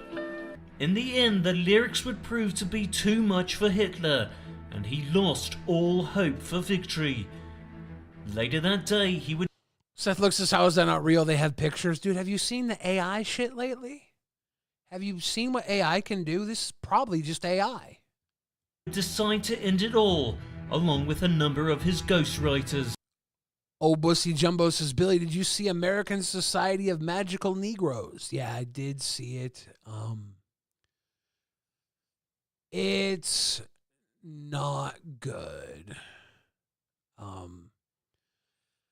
I was in a theater full of white people who I think felt socially like they were getting attaboy points for laughing at all the shitty jokes. They're like, oh, ha, ha, ha, yes, ha, ha, white people do be like that, don't they? Ha, ha, ha, ha. And it sucks because the star of the show, Justice Smith, I think is his name. Love that guy. He's in tons of great stuff.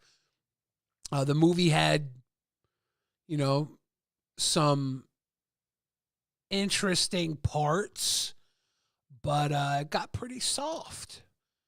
And I thought the movie would have been fucking brilliant. Okay.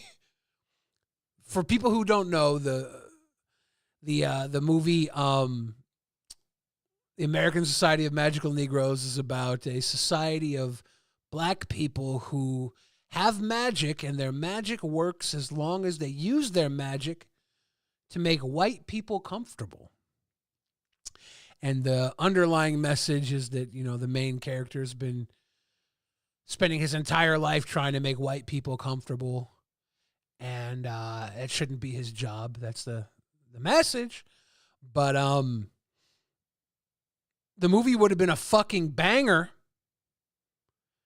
And maybe this is me being racist, but you know, I've never feared being racist before, because in my heart, I'm full of love, so I'm allowed to say things that might be racist. But I thought the movie would be a fucking banger. At one point in the movie, he's falling in love with this girl, and the white guy that he's supposed to make comfortable decides that he wants to date the girl that the main character's falling in love with. And so everybody at the society says, oh, you can't date her now. You can't be with her. He wants her. He gets her. It's your job. If you date her, we all lose our magic. It's a really convoluted fucking story, but it's, you know, if you believe in the world building, which you should if you go watch a movie, if you watch a movie, you should accept the world building no matter how weird it is. It's part of the rules of the film. If you accept the world building, he's not allowed to date the girl because the white guy he's trying to make comfortable now wants to date her. I thought the movie would have been banger if at the end he could date the white girl because he's like, look, I'm half white.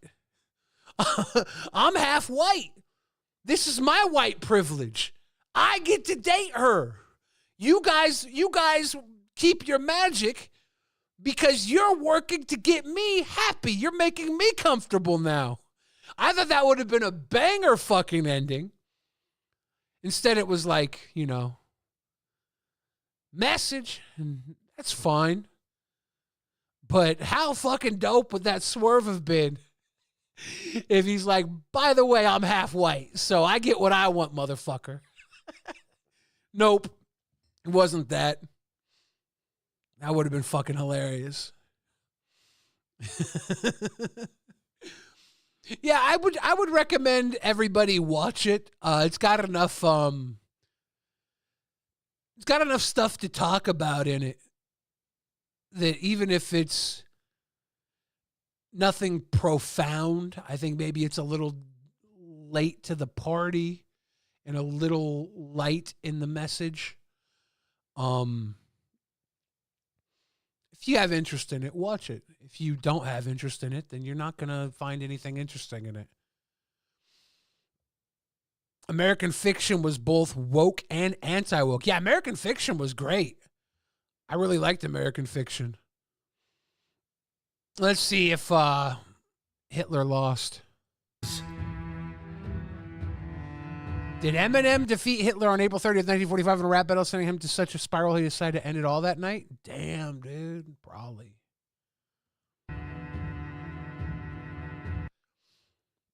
All right, friends.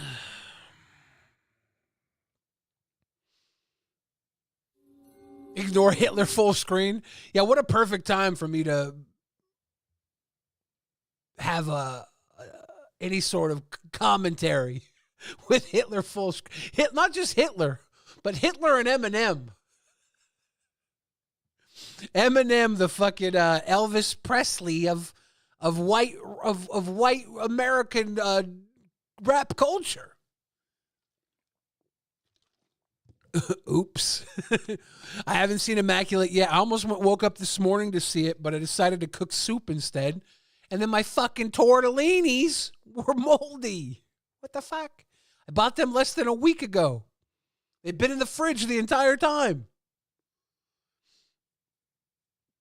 But I do want to see Immaculate. I think Sydney Sweeney is fun.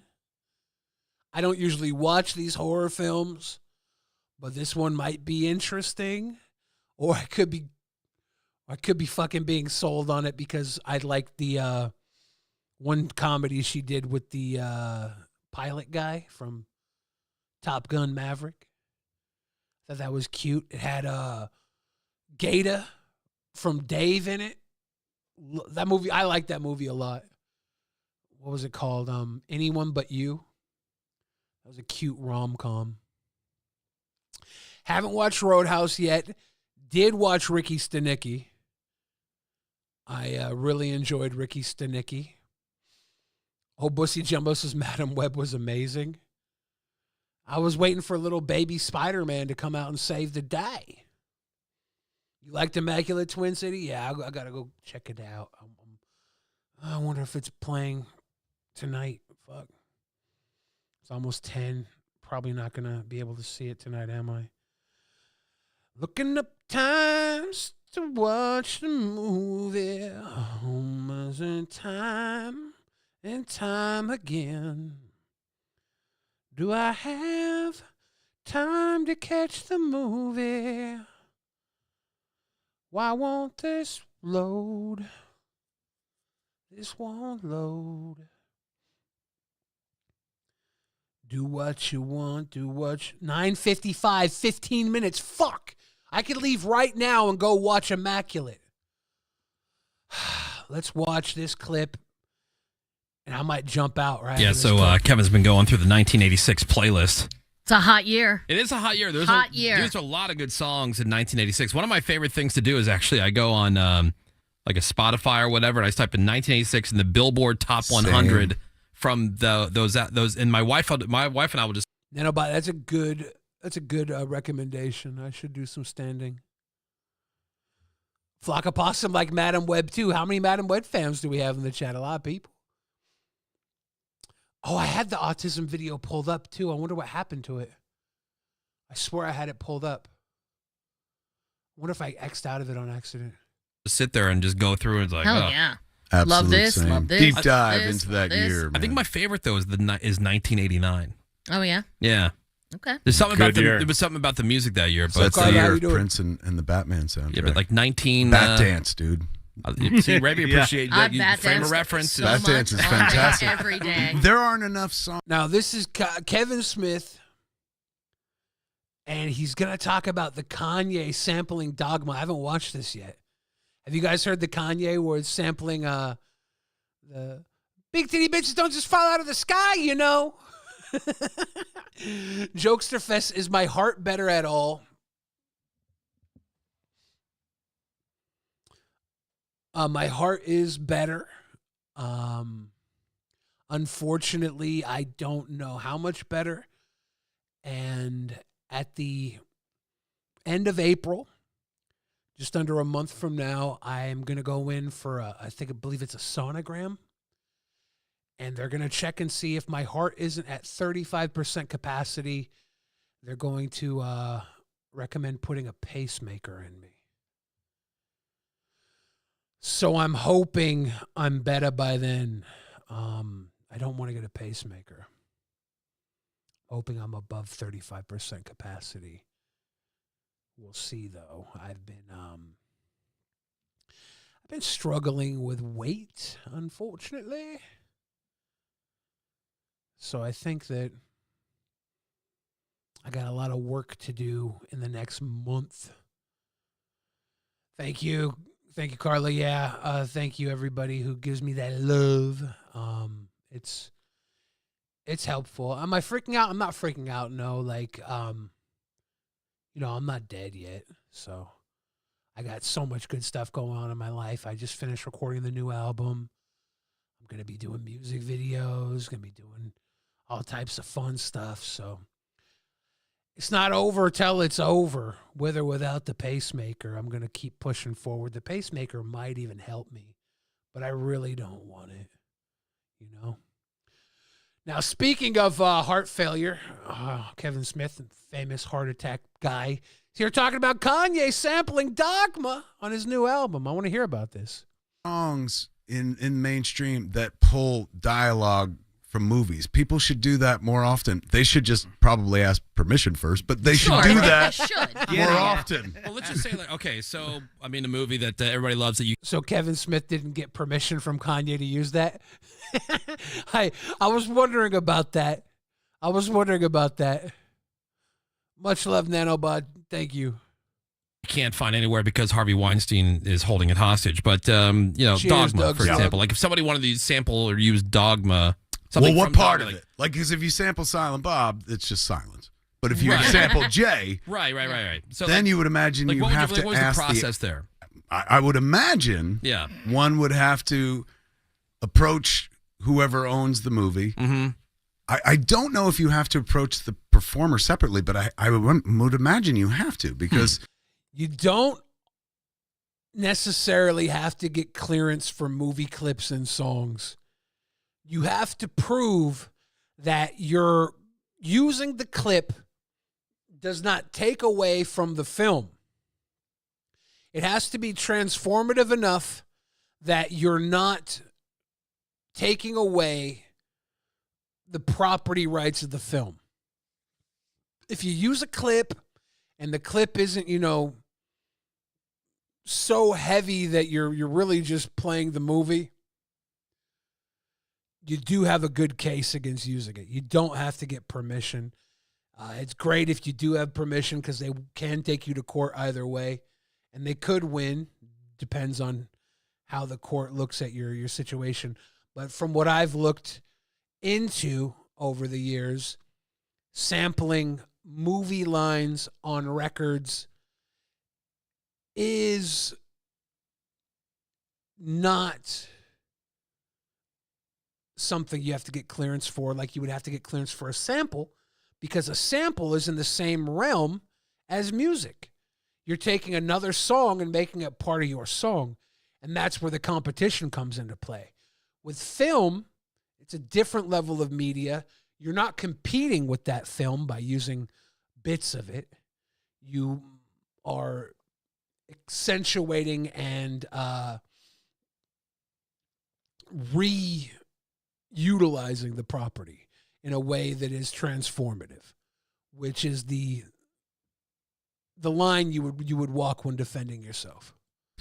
By the way, I'm not a lawyer, but I talk a good game of bullshit. But this is what my understanding is.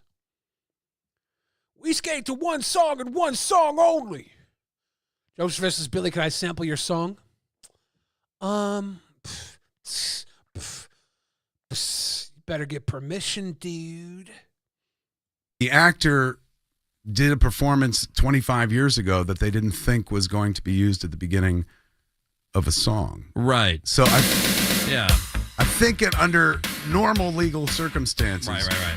Am I about to get fucked out of this music playing? Why the fuck is it playing? I'm about to get a copyright strike. Might be a different scenario. Gotcha. Yeah. Gotcha. So, Interesting. It's a question, though, that I think that Jason Mewes would love to ask. Right. Kanye West, what have you done for me lately? I mean, come on. What have you done for me lately? I think there's probably been a big resurgence of Lucas sued Dr. Dre for using the THX jingle on Chronic 2000. Did he win? The jingle might have been something you could sue for because it's actually music. A jingle is music, right? So he might have actually had more of a stance on that. Joseph, you cannot sample 100% of my song. Matter of fact, with you fucking around with questions like that, I'm not convinced you could listen to 100% of my song. I think your ears might bleed about 65% of the way through. The Woody Show. And we decided to hang on to Kevin Smith for just a couple more minutes because Menace and Kevin were just talking about this off the air. And it's kind of interesting that we should make it clear that just because you don't... It was Lucasfilm, not Lucas himself. Yourself use marijuana anymore in any way, shape, or form. It's not like you all of a sudden like you're against it. We sell it. Yeah. This is a Jay and Silent Bob weed brand. Thanks to the good folks at Caviar Gold. So I'm very pro. One of our DJs here at the station is like, please tell Kevin that I love his weed, and I tell everybody to carry it. And so He's going to talk more about Dogma. I don't really care about his weed. Weed, like anything else, in moderation, is absolutely wonderful. Yeah. So this event in Chicago, Chronicon sounds weedy, but it's not. It sounds very weedy, but it's not. We did a movie called Jay and Silent Bob Reboot a few years ago, and in that movie, they go to this event called Chronicon, which is essentially built around the fake Jay and Silent Bob movie they were making in Jay and Silent Bob Strike Back. The one. So this with is the kind of multi-level stuff that Jason Seabass Biggs. loves. He loves like the layers on layers stuff. Yeah. Build yourself a universe. Yeah, they're dipping away from the Kanye stuff. I want to see the Kanye stuff. I could leave right now and make it to the movie theater in time to see Immaculate, but I'm not going to. I'm going to stay. I'm going to watch this clip of this woman talking about autism with all of you. So I wasn't going to talk about this. I noticed it coming up in a lot of TikTok comment sections when I was researching for other videos. I know why I clicked this clip out. It's 18 minutes and 40 seconds. I was like, that's a long time to spend on a clip. But I mean, TikTok comment sections can be a bit of a like sewage farm anyway. But then I woke up one morning and I was doing a bit of a misguided scroll, you know, first thing before I could bear to drag myself out of bed on Instagram. My Instagram algorithm is very cat orientated Instagram. Yeah, Sting got all the "I'll be missing you" money for good reason. The G-Funk era was just taking samples left and right, and then Diddy on the East Coast started sampling all the 80s songs. Like the G-Funk era was hitting the 70s songs. Diddy was like, let's go to the 80s. And they were just not clearing anything. What's up, Trash Castle? How you doing? He likes us. He really likes us. I do. We're not even up to 34% of the goal, and I'm still here. There is no goal, so I don't think we can get 34% of it. But I'm still here, and so is this pretty little kitty. I has decided I like it, and who am I to disagree? So I innocently found myself watching this video of a cat jumping from one boat to another boat. I don't know if this is a common thing that cats do, but there we are. And his owner was like, no, don't do it yet. The cat was called Roger, like, not yet, Roger, don't. Not yet, Roger. Not yet, Roger. Jump, Roger, and yeah, Roger jumped anyway, and Roger landed in the water, poor thing, and ended up coming out looking like the hair that you pull out of your plug hole in the shower. That's fucked. Really careful, not yet. Roger! Roger! I hope he's okay. But because a lot of people, most people are a lot funnier than I am, I went straight to the comment section to see what other people had to say about this, and this is what I saw. Is Roger acoustic? And my heart just sunk because a lot of the other times I've seen this comment has been on autistic creators' profiles, and it's been videos that have kind of gone a bit viral and reached a lot of people who don't usually see their stuff. This was just a cat video on Instagram, and I wasn't trying to research for a video about... I don't recall hearing the word acoustic used to call somebody autistic. And the fact that she's got acoustic guitars behind her on the wall made me laugh. Her channel's called I'm Autistic, Now What? And she's got the acoustic guitars behind her. Bullying autistic people on social media. I was just trying to watch a video about Roger, so I was quite disappointed. It gave me a bit of a heavy feeling. I mean, to be honest, I have a heavy feeling most mornings. I don't really like mornings. I'm not a... Seth Looks donated $10. Cool. Go! Cheers! Thank you, Seth Looks. Very morning-y sort of person. It didn't help to lift the weight of another oppressive day on this earth, I can tell you that for sure. Maybe it serves me right for scrolling in bed. I still wasn't planning to make a whole dedicated video about it on the channel though, but then I uploaded a video about 9 signs you might not be autistic recently that has kind of gone out to a wider audience than my videos usually do, and you can always tell when a video's got out. I didn't even see the acoustic guitar earrings. Is she trolling us? Is this a troll video? Out to a wider audience because the comments start getting weird and also nasty. There's a lot of nice comments too, and a lot of lovely new people who've come to the channel, which is great, but yeah, it gets interesting. There was just a lot of acoustic comments, a lot of people using this word acoustic. There were people who were even replying to other people who'd commented on the video, calling them acoustic and things like that. And people, you know, often on my videos, particularly the ones about traits of being autistic and stuff, people share really vulnerable stories, so I'm like, that is not what I want on my channel, thank you very much. This is the final straw, particularly assuming you're not. Hey, is it an acoustic thing to fucking put B-roll clips of your shitty jokes to back up your shitty jokes or your shitty one-liners? This is the final straw that you put a straw in it's a B-roll of a fucking straw in a soda. She does this with all her little quips.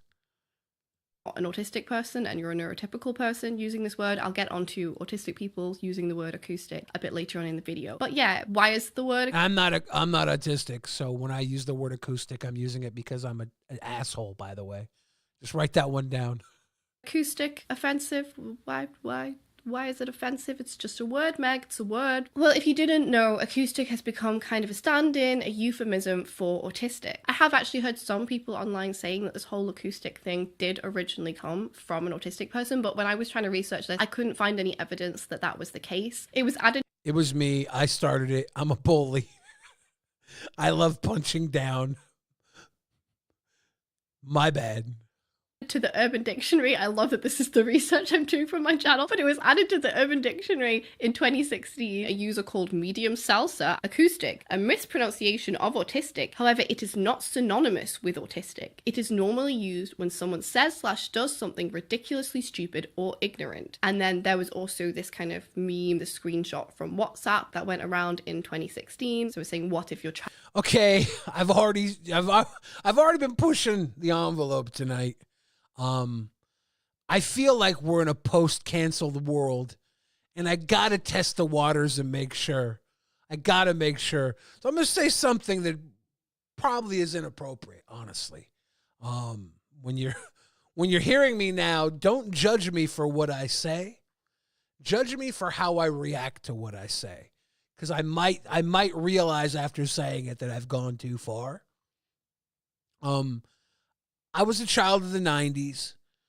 We said a lot of messed up slurs.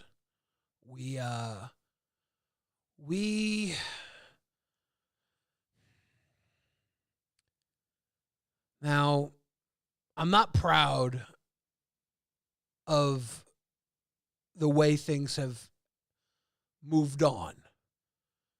'Cause when I was young, if someone was acting stupid,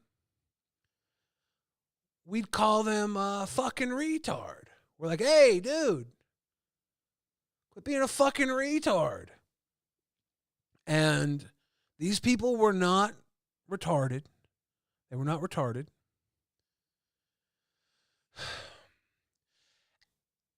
And I would feel evil. I would feel terrible using that word on someone who was, and I would feel terrible hearing someone who was hear me use that word. So I stopped using that word. But one of the benefits of calling somebody acting stupid a fucking retard is they know they're acting like an idiot. They know they're fucking up, and they start to change their behavior. As the years have gone on, we've stopped having these piercing, quick commentaries to point out that someone's being an asshole, to the point where we're actually accepting them for being an asshole. Like, oh, this guy's an asshole. Yeah, well, you know, he was diagnosed with asshole disorder. And you're like, oh, he's got asshole disorder? Shit. I guess he just gets to be an asshole. And the guys run around being an asshole like, hey, don't worry, I'm an asshole. It just spits in your fucking soda. Like, thanks, asshole. You spit in my fucking soda. I do think if you point out these flaws to people, whether they're autistic, whether they have ADHD, whether they have any sort of problems, you know, that maybe keep them from noticing they're being an asshole, even if they don't have problems and nobody's ever had the courage to say, hey, dude, you're being an idiot. You're being a fucking annoying. That was one thing as a bully. And I was a good bully. You know, I very rarely acted out of pocket. You know, I was more like a vigilante in bully clothing. I usually would just punk people out who were out of fucking pocket, you know?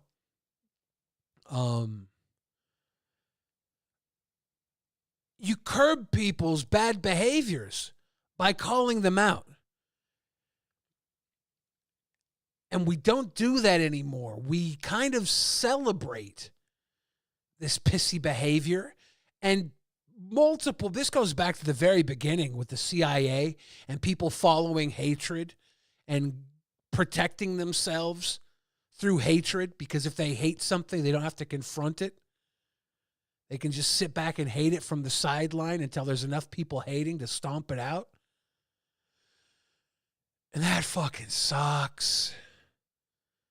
I really like it when somebody stands up and tells somebody, you know, you're being a fucking prick. You're being a fucking dumbass. And we've kind of lost that.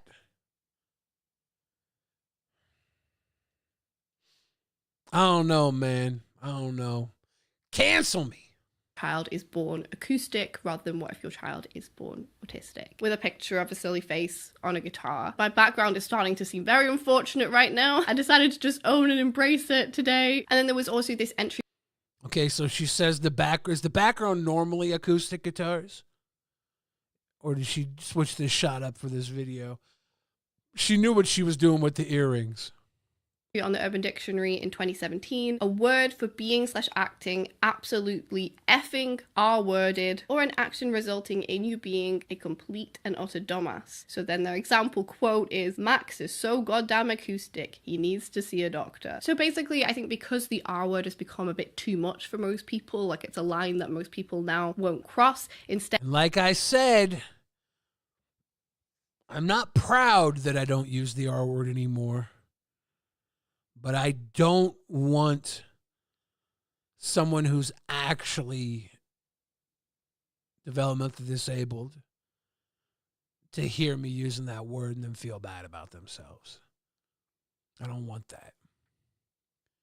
I love the ruggedness. I love the power behind a word like that when used against someone who's being an idiot.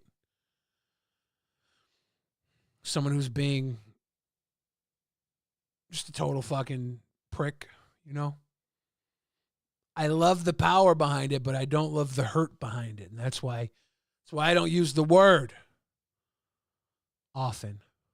Instead, we've gone on to acoustic sometimes, but the word autistic is actually used in itself as an insult by people in Gen Z. I've definitely heard this out in real life as well, not just as a social media thing. It's usually said in kind of a joking way about your friend or something, like, oh, are you autistic? Oh, you're being autistic. You know, a joking put down. And I guess... my nephew's autistic, and we bully him all the time for it. We might be bad people. He's we don't really bully him. I don't think. I don't bully him, but I'll throw a couple of teasers at him about him liking Sonic the Hedgehog so much or something along those lines. But you know, I try and make sure he's part of the fun.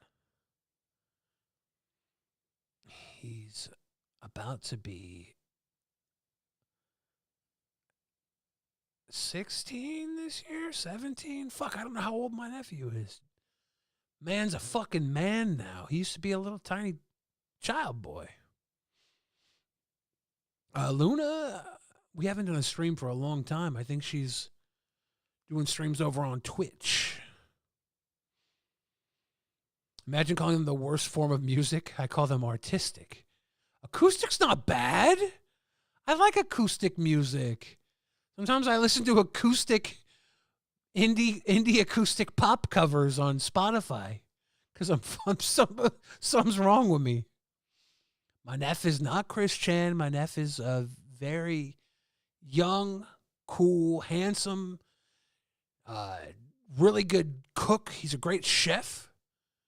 He's an awesome human being. Very, very proud of him. And I don't ever want to hurt him in any way, but I'll tease him a little bit. Let him know I love him. The reason for choosing the word autistic is because some autistic people do have an intellectual disability or a learning disability, as we call it in the UK. And obviously there are some people who assume that every single person who's autistic has an intellectual disability as well. It's trying to imply that they're not all there, you know, like Roger missing the boat kind of thing. I have seen quite a lot of autistic... I love how she's spent 4 minutes and the video's 18 minutes and 40 seconds making this deep cutting commentary on a video of a cat that jumped into the water.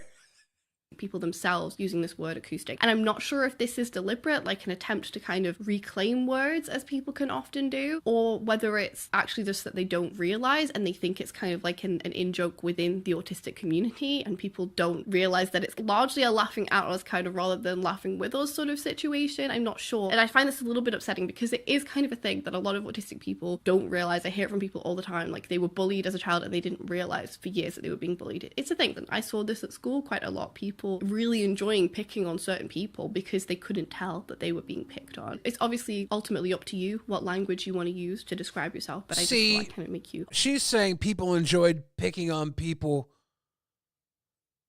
who were autistic, and the autistic people didn't know they were being picked on because they lacked the social awareness.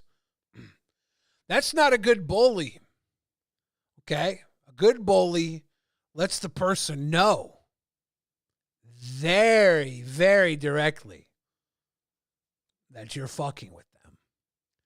No doubt. That's what made me a good bully. Don't care if you had autism. Don't care if you, you were slow. Don't care. I used to fucking pick on this kid with Down syndrome. And I believe his name was Tyler. One of the coolest fucking kids. He loved wrestling, obviously. He loved Michael Jackson. He would just come into school and he would just randomly moonwalk. This girl I was seeing, and he moonwalked up to us, and when he got up to us, she was, wearing a shirt and her nipples were pointed out. And I'm thinking to myself, I'm not mad at it. But Tyler, thinking he can get away with murder, moonwalks up to this girl right in front of me. As he gets the right up to her, he puts his finger out and he just, boop, pushes her nipple in like it's a fucking... A nuclear button, like he's about to set off the missile right in front of me. And I'm like, look at her, and she's like, you could have let him do that to me?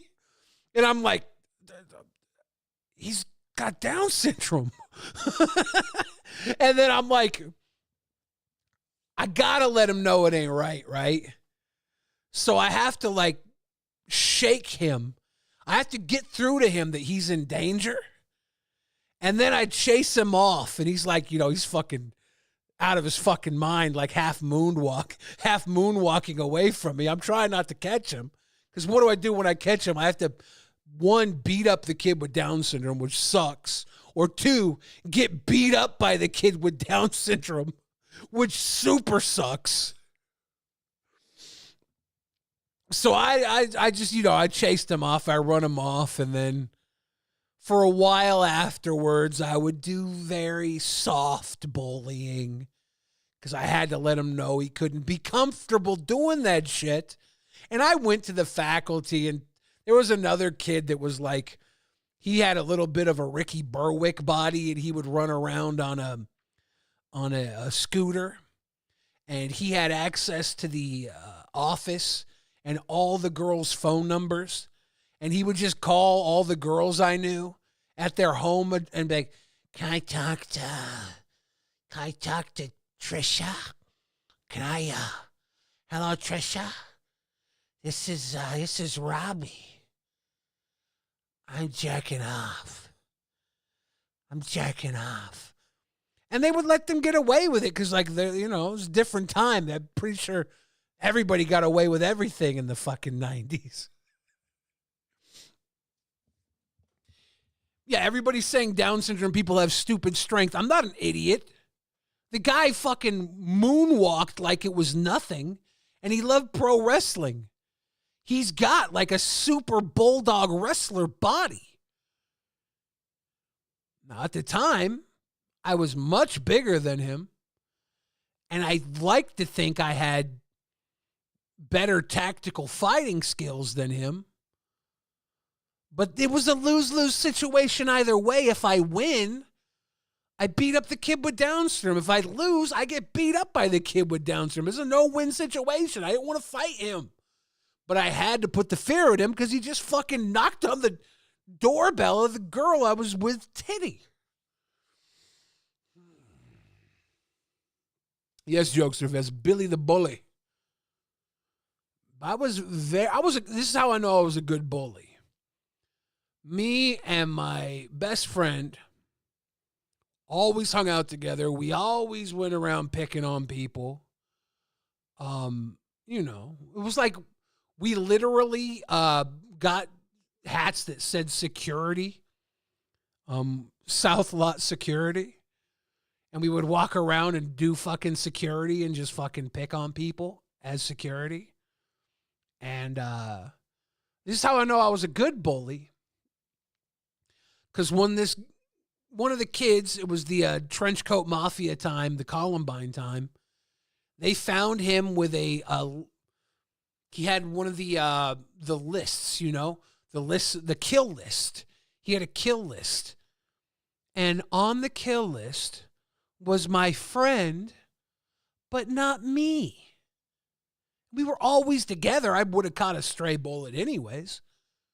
But you know, I wasn't a target. I was a good one. One of the most reassuring things, there was two reassuring things that happened with my high school days. I would just be there, you know, picking on people, and everybody would be laughing at them. Basically, I was doing crowd work, right? Everybody would be laughing at the person, and someone I picked on said, you know, Billy, whenever you pick on me, I know you're going to move on to somebody else next, and we'll all laugh at them. And then you'll go move on to someone else after that, and we'll all laugh at them. It's never bad when you pick on me. It's fun. So that told me it was reassuring. Because really all you ever had to do, we never fucking like threaten anybody. We never chase anybody. All you ever had to do was just leave. We were more so territorial than anything. And then after high school, I ran into some kid, and he said, oh, Billy, dude, you used to pick on me all the time. He was like, fucking thank you, man. You made me tough as fuck. Now I pick on other people. And I'm like, I'm training the future generation. I'm keeping kids strong. I was doing a good thing, man. I swear it was a good thing.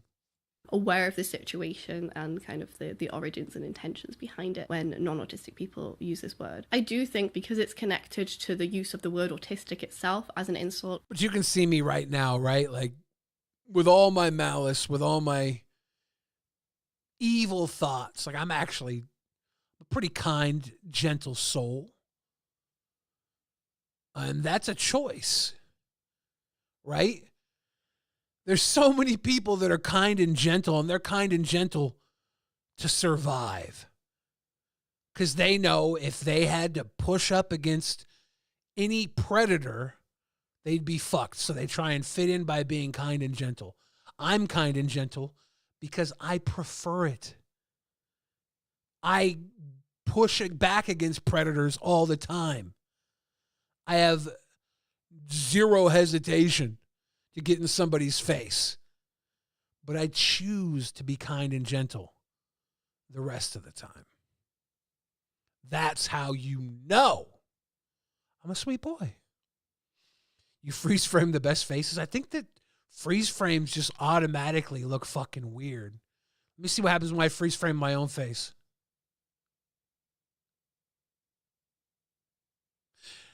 No, I look good all the time. New World Disorder. You didn't get mad when I got your stream stolen, dude. Why get mad? There's always another day. that it could be harmful towards the autistic community, particularly when it's supposed to be insinuating stupid or dumb or like not all there, things like that. And I think it's stigmatizing to people who do have intellectual disabilities as well, that it's something negative. That yes, it is stigmatizing. We get it. But we also, it's not just about being stigmatizing to people who have intellectual disabilities. As I said earlier, it's also about shitting on people who act like idiots. We need a good way to shit on people that act like idiots. The softer we get with idiots, the harder it is to get through with them and give them that fucking knock on the noggin that's going to set them straight. It's something that you don't want to be, that you don't want to be associated with. Somebody left a comment on one of my videos a while ago saying it's kind of similar to how Gen X, they said, would use gay as an insult. And that was still very much a thing when I was at school. Millennial cusp of Gen Z.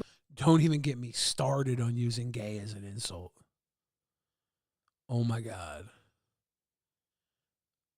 That was way too common.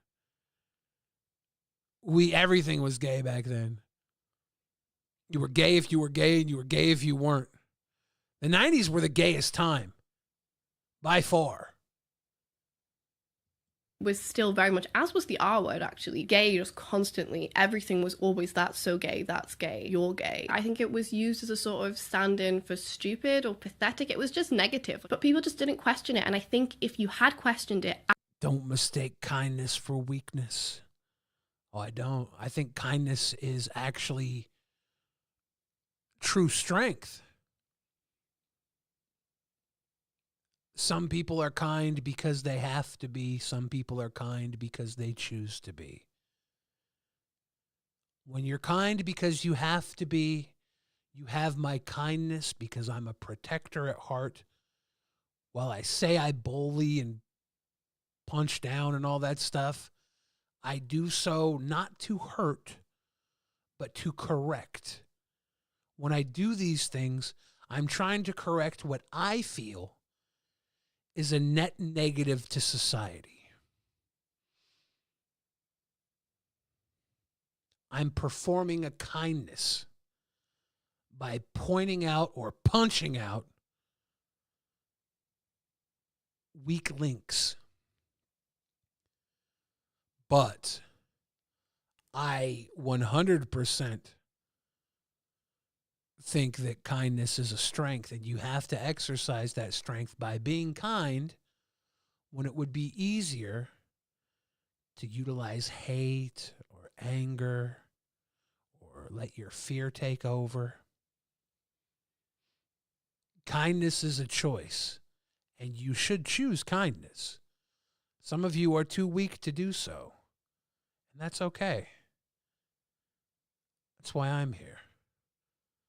To pat you on your ass and put you back in the right direction. My eyes do look baked, don't they? I'm a spiritual mall cop, Perry. At the time, they would have been like, oh, I don't mean gay like that. Like, it's a different meaning, you know? Sometimes words can have more than one meaning. But I think that argument kind of... Yeah, gay had more than one meaning. Gay meant you like sucking dick.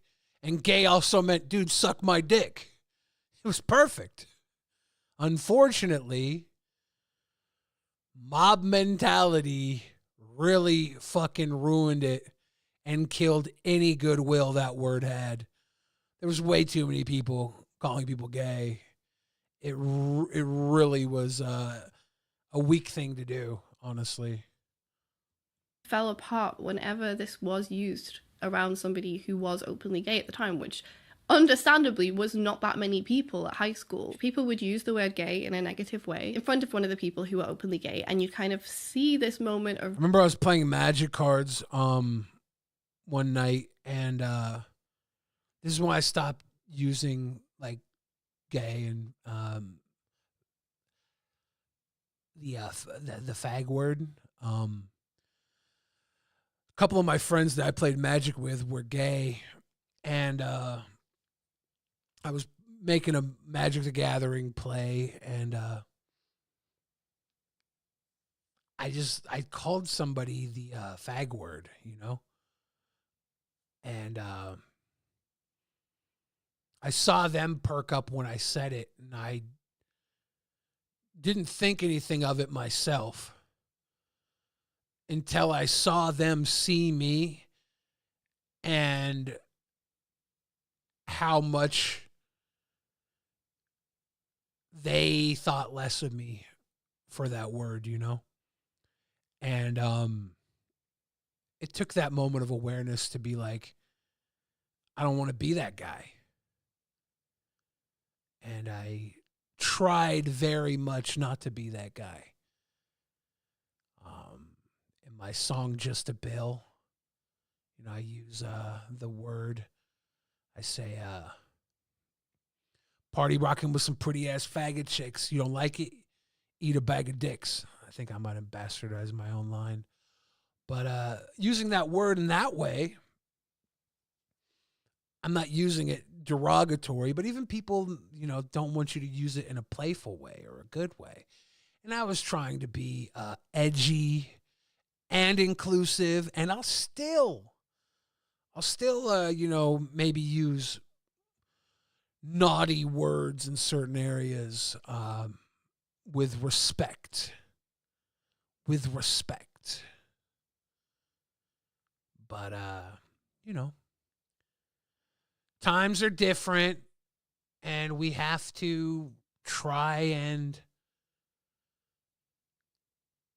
we can't be the same people we were 10 years ago, right? We have to try and see some sort of growth in some way.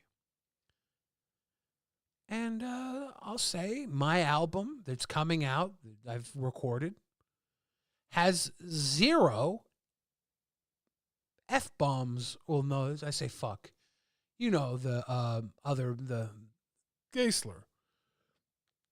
0 on this album. But I do believe this is the first time I'm releasing an album that says the N-word on it. It's not me saying it. But I was like, dude, is this the first time somebody drops the bomb on one of my albums? I don't know, dude. I don't know, man. Maybe the growth should be becoming less offended instead of offending less. I 100% agree with that, which is why I still push boundaries as much as I possibly can. Steam and Stream says, I can set you up with EBC to do some IRL to promote the album, Uncle Willie.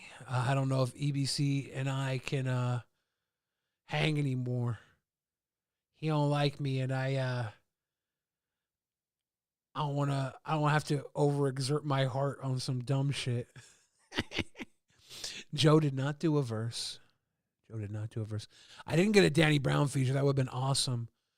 Danny Brown followed me back on Twitter, so maybe Danny Brown seen me talk about Cobes or something, or I don't know, knows of me in some way. I would love to do anything ever with him. I think he's a fucking dope dude, funny guy. I like Danny Brown a lot. Always have. Since I first seen him back in like 2012. Dude just killed it.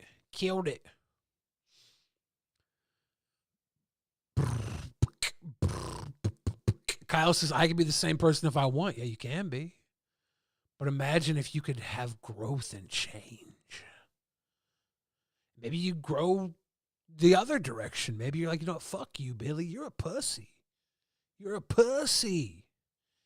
And that's when I come into play again. Because I'm not a pussy. I will fucking talk. I will talk it out or walk it out, dude. And I ain't running.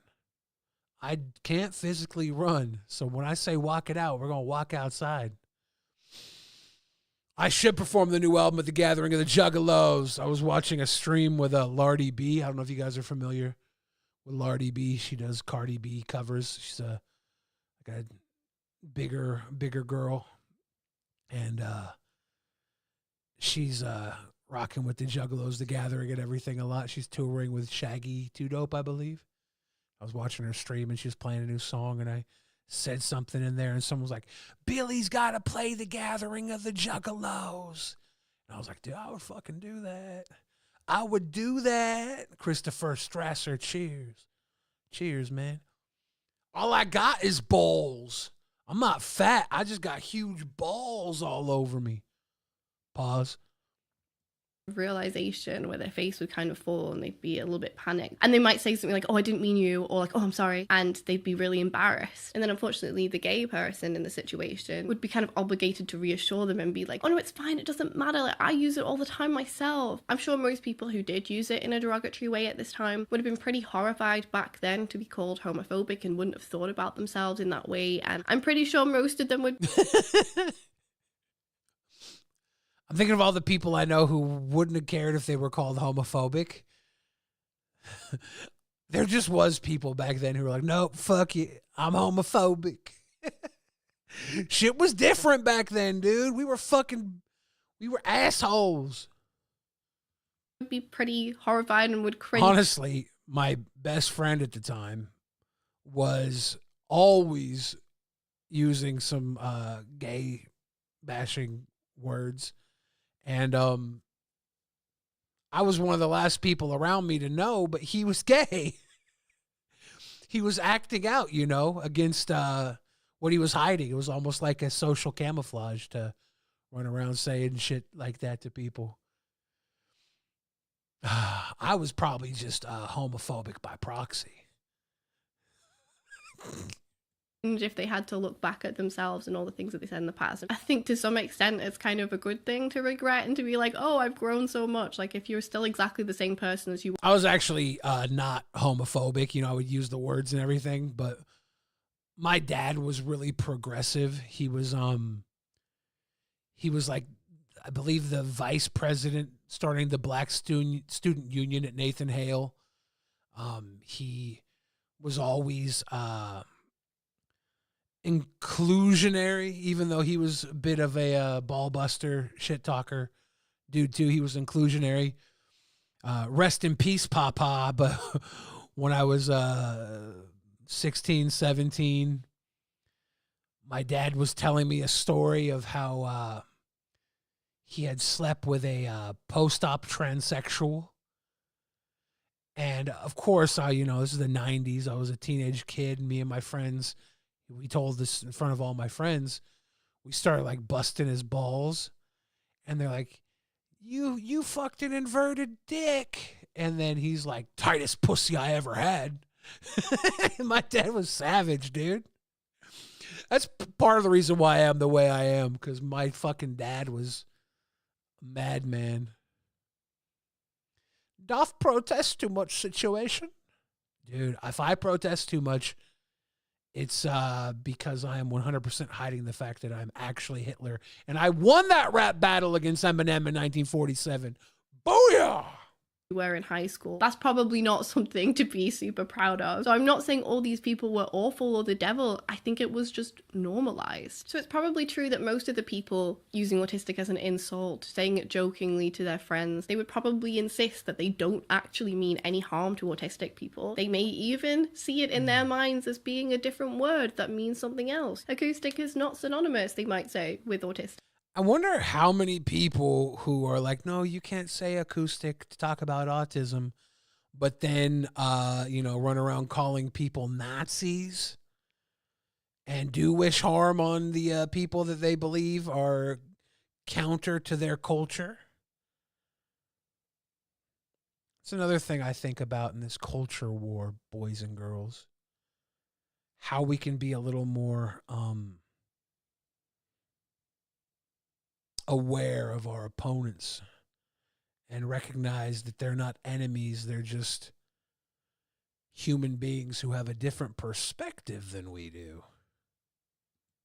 It's a different thing, but it's like saying fudge instead of the F word to me. Like Fuck, I love fudge. Look at that. That looks so delicious.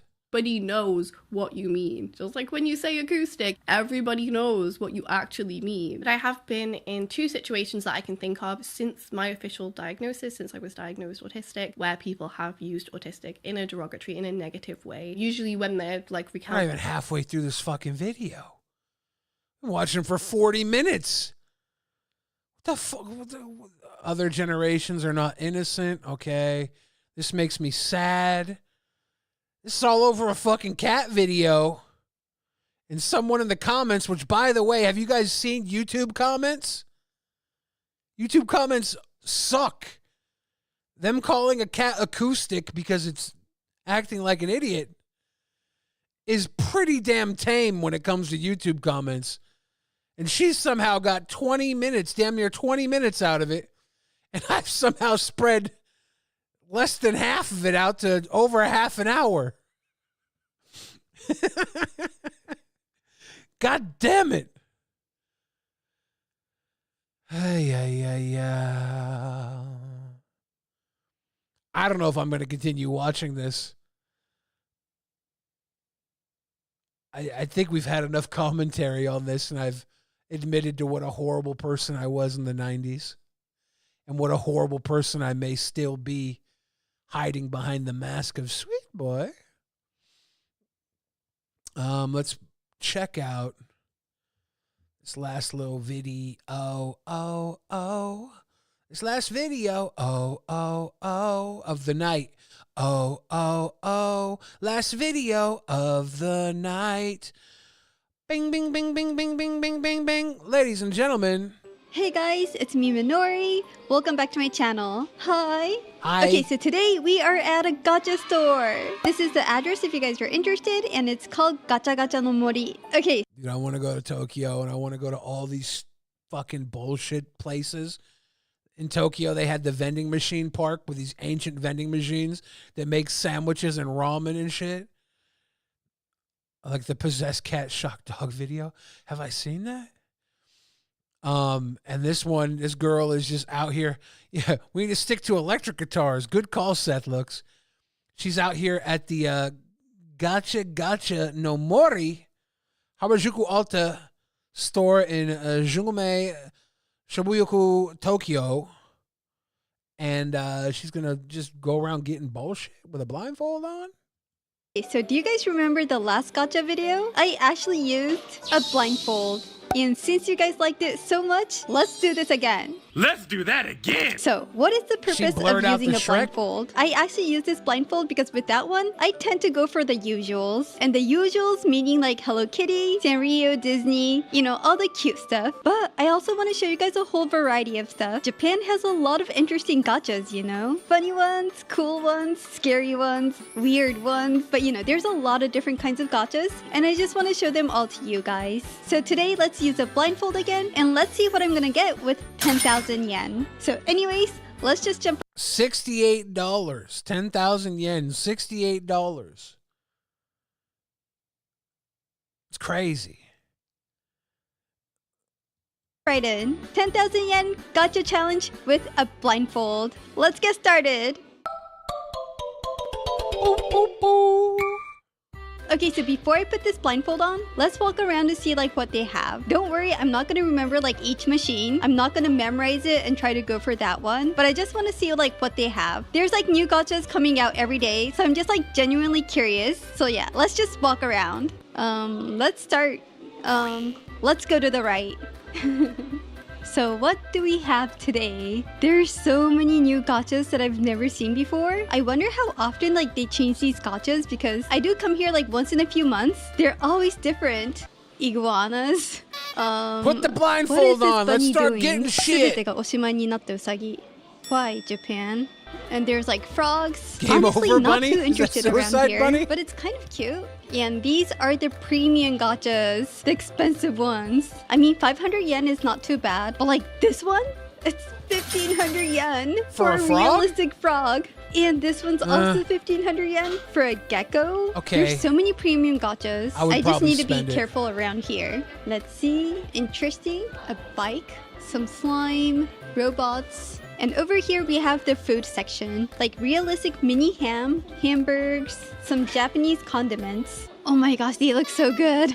They're so mini, yet so realistic. Honestly, the quality is so amazing. And over here, we've got some cute stuff. some cute characters, very Japanese characters. I'm not sure if you guys know this, but they're all like famous Japanese characters. All this stuff is bullshit. Very Y2K. A Tamagotchi Like, I don't ring? want any of Awesome. this. Oh, guys, look, Sanrio. But I still wanna go the here. stuff that I love. Oh, it's so cute. Look at cinnamon rolls. I haven't seen one thing that I was like, oh yeah, I want that.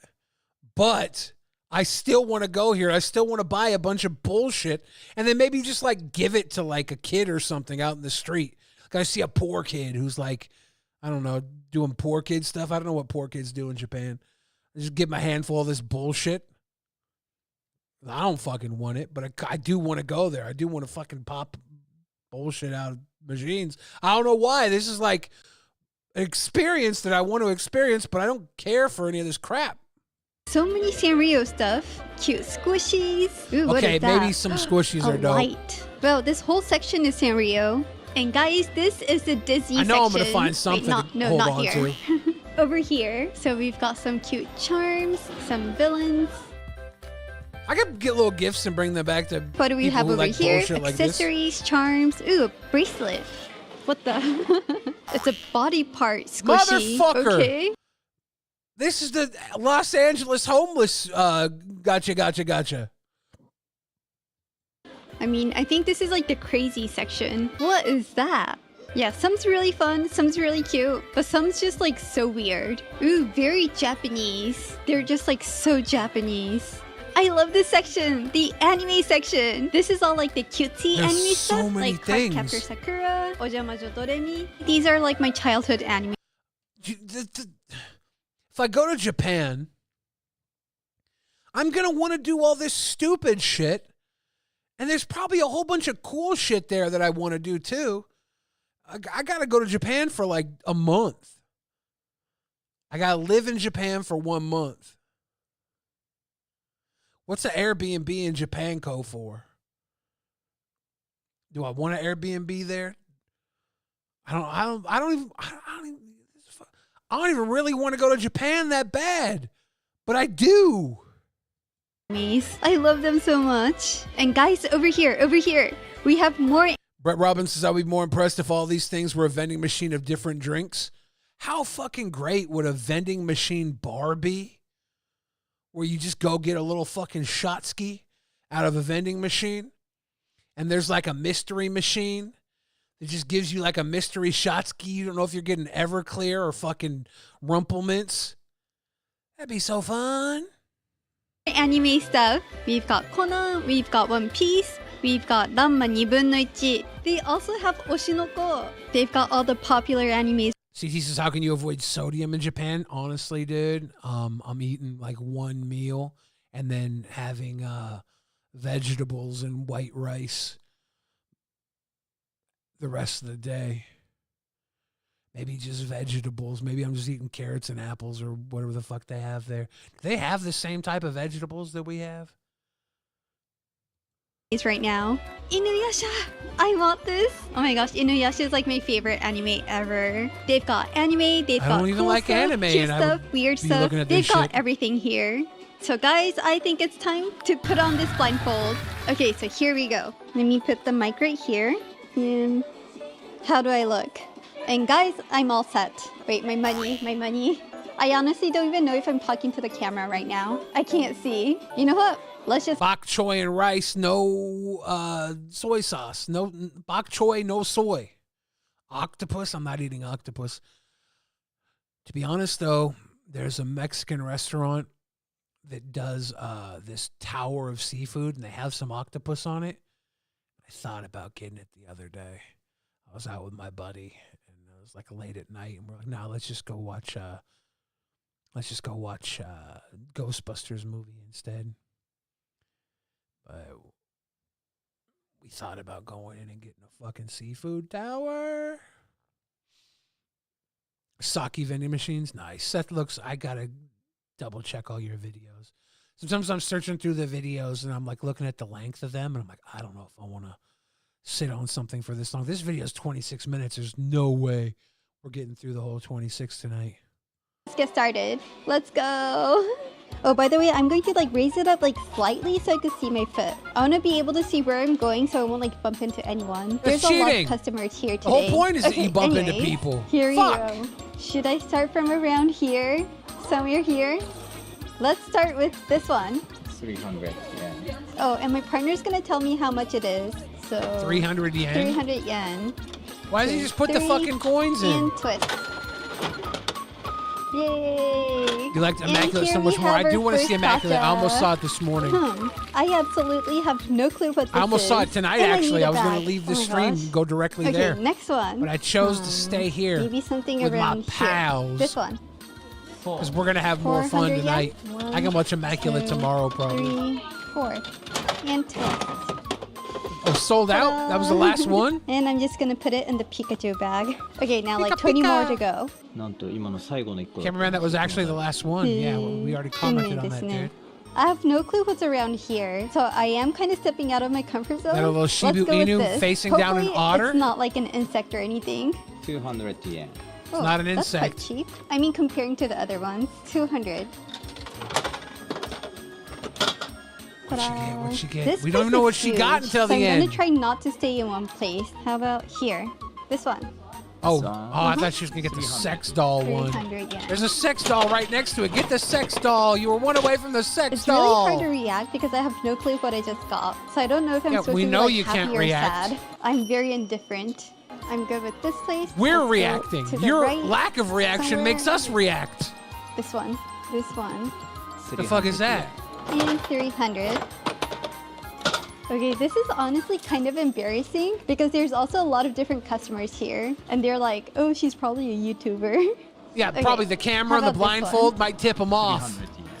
2, How are you 3? fucking embarrassed? You got a cameraman running around. It's kind of small. You know It what? fits She's in my pissing me hand. off. I wonder what it is. Last time I maybe- watched her, I was having so much fun watching her, and now she's having her little timid moment, and I'm like, nope, I'm getting pissed. I'm getting angry. I don't want to sour on her. I think I'm going to fast forward to the end, like Seth says. I'll give maybe another minute here. To the left. This Should is I in just touch this? This one. Shibuya. Let's go with this one. Ku, Tokyo. Yay.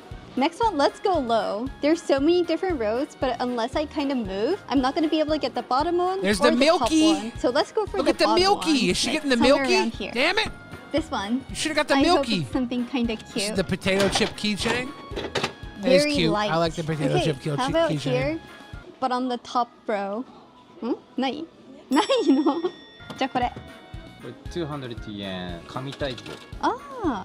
It's the paper type gotcha. Oh. She get a little so it's porn not like calendar? a normal gotcha. Interesting.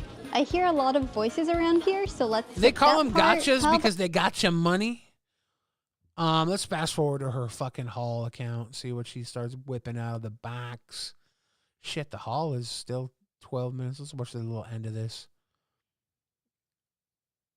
She got her mask off. Why's the mask off? We've got little screen tones! Yeah! Okay, and guys, that's it for today. Let's go back home to see what we got. Oh, dude, I want a little witch character of myself eating strawberry shortcakes. And I'm back home. I also got these bags from a gacha machine. And we've still got some more. Here are all the gacha toys that I got. Oh my That's a lot of gosh. toys. Oh, this is the one that I got from the crane game. That's a cute melon. I literally tried a crane game without even looking at the prize. So that was a fun challenge. I'm still trying to not look at it too much because I want to keep it as a surprise. The But machine we've got makes so the many gacha gachas. sound? Let's just get started. Okay. I'm just going to choose the gachas randomly, so it's not going to be in order or anything. Do I The have a first thing for capsule. bangs? I actually Let's start don't with like this bangs. gacha. I could kind of see it already.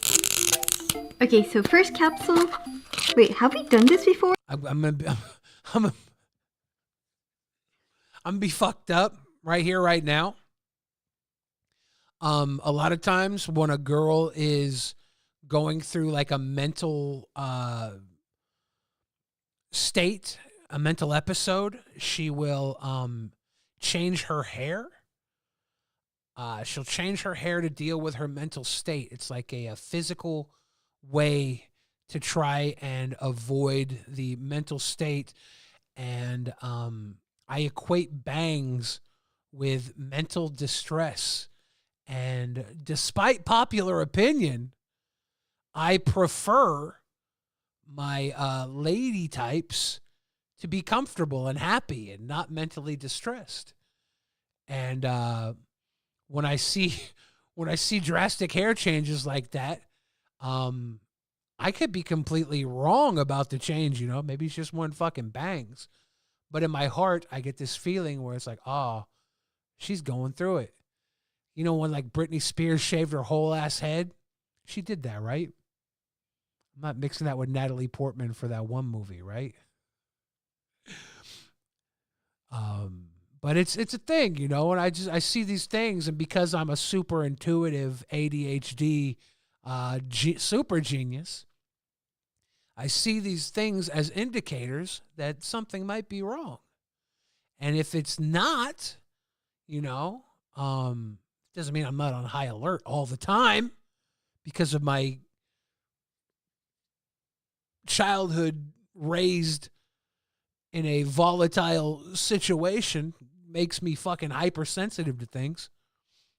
I think I've done this before. I remember this gacha, and we got Conan-kun. Detective Conan was like one of my childhood heroes. So this is definitely a win. We're starting off great, guys. Okay, next one. Oh, kanure. Oh. So kanure is a baked sweet, and rei is a ghost. So it's a baked sweet ghost. That's cute. joke. Japanese people like to make random things out of jokes. The cherry on top that it actually lights up. Oh, it's a glow in the dark. I thought it was a light, but it's a not. joke? Very weird, but cute. Because it's a quite baked light. sweet ghost? Oh yeah, this is the one that I got. This is something that I got with cute. my I don't eyes want open. it. Screen tones. I love it. It's basically an art supply for mangas, and it's something that I hold deeply in my heart. So when I saw this, I had to get it for myself. Okay, next. Wait, she saw that Is and got it? candy? I thought you said you fucking were blindfolded buying everything. Is this a Milky? Dude, she got the fucking Milky. She got the Milky. It's a ring. So it looks like a box of chocolate, but when you open it, it's a ring that looks like chocolate. Ooh, it fits perfectly too. I mean, Yeah, I'm probably not gonna wear it as like a real ring. Who got that Milky? You got the Milkies? But it could be a cute decoration. I might use it for some kind of DIY. That's what I use for a lot of my gachas. I kind of like reuse them and DIY with them. Okay, next, what do we have here? Okay. Oh, so it's like a little bag. This is from like the saddest story ever about a dog. But I love the whole concept. It's about like these cute little fairy tales. I mean, it's a nice size too. So. And look, people look cute with bangs. I'm not mad at bangs. Bangs are cute. Just the idea of switching to bangs or seeing someone with bangs, I immediately get hypersensitive to the bangs. That's all. They're still cute, okay? I do need a Donut Milky. Should I name my album Donut Milky? Everybody watching here right now, I'm going to throw out some names I have been thinking about for the album. Right now, what I'm leaning towards, tell me if this is too soft, but I kind of like the title, Midlife Chrysalis. Is that too pussified? Have I become a pussy in my old age? I like Midlife Chrysalis. I was kicking around dad rap for the fatherless. I don't think that'll be the title, but I like that. There's a line in one of my songs. I make dad rap for the fatherless. I like that. I was thinking there were some other names. Now I can't remember them. I had the idea maybe for like a song or something. I don't know, something. Manifesto Destiny. Because Manifest Destiny is all about the white man's right to conquer. And manifestos are usually what those mass murderers leave behind. They have their little manifestos. So that was a nice little ring to it. Call it F slur. You son of a bitch. You son of a bitch. Dad rap for the fatherless. I'm saying, because all the kids say like the fucking rap I make is dad rap now. My era is dad rap. And all this fatherless behavior. F for fridge. You sickos. You guys are really going to fucking get me, aren't you? Nick, go off your other albums in a sentence. Old-fashioned ill. How would I go off of that? Old-fashioned ill? Should I change the name of this album to an old-fashioned shill? I like Elisa. She's out of her fucking mind, and it's great. She might be in her mind, but she plays it like she's out of her fucking mind. They basically called you daddy. That's the line I think is clever. I like it. I've had the name Requiem for a Heavyweight in my mind. It's an old movie from black and white movie, I think, from way back in the day. Look, all these names are like things I'm kicking around. Some of them have been around before I recorded the album, and then some of them are like little pieces of lines from the album. So I don't know what I'm gonna run with yet, but I'm thinking I need to name the album because it's about to be fucking released. Something's gonna hit me, and I'm gonna be like, "Yes, this is it." And it might be right now. Midlife Chrysalis is the front runner. Memoirs of a Heart Failure, yeah. The Broken Hearts Club. For a second, I was just thinking Failure, but I don't want the album to be called Failure. I need to have something better. All I care about is if you got an 80s Baby track too, dude, you're gonna be fucking pissed. 80s Baby, I swung out of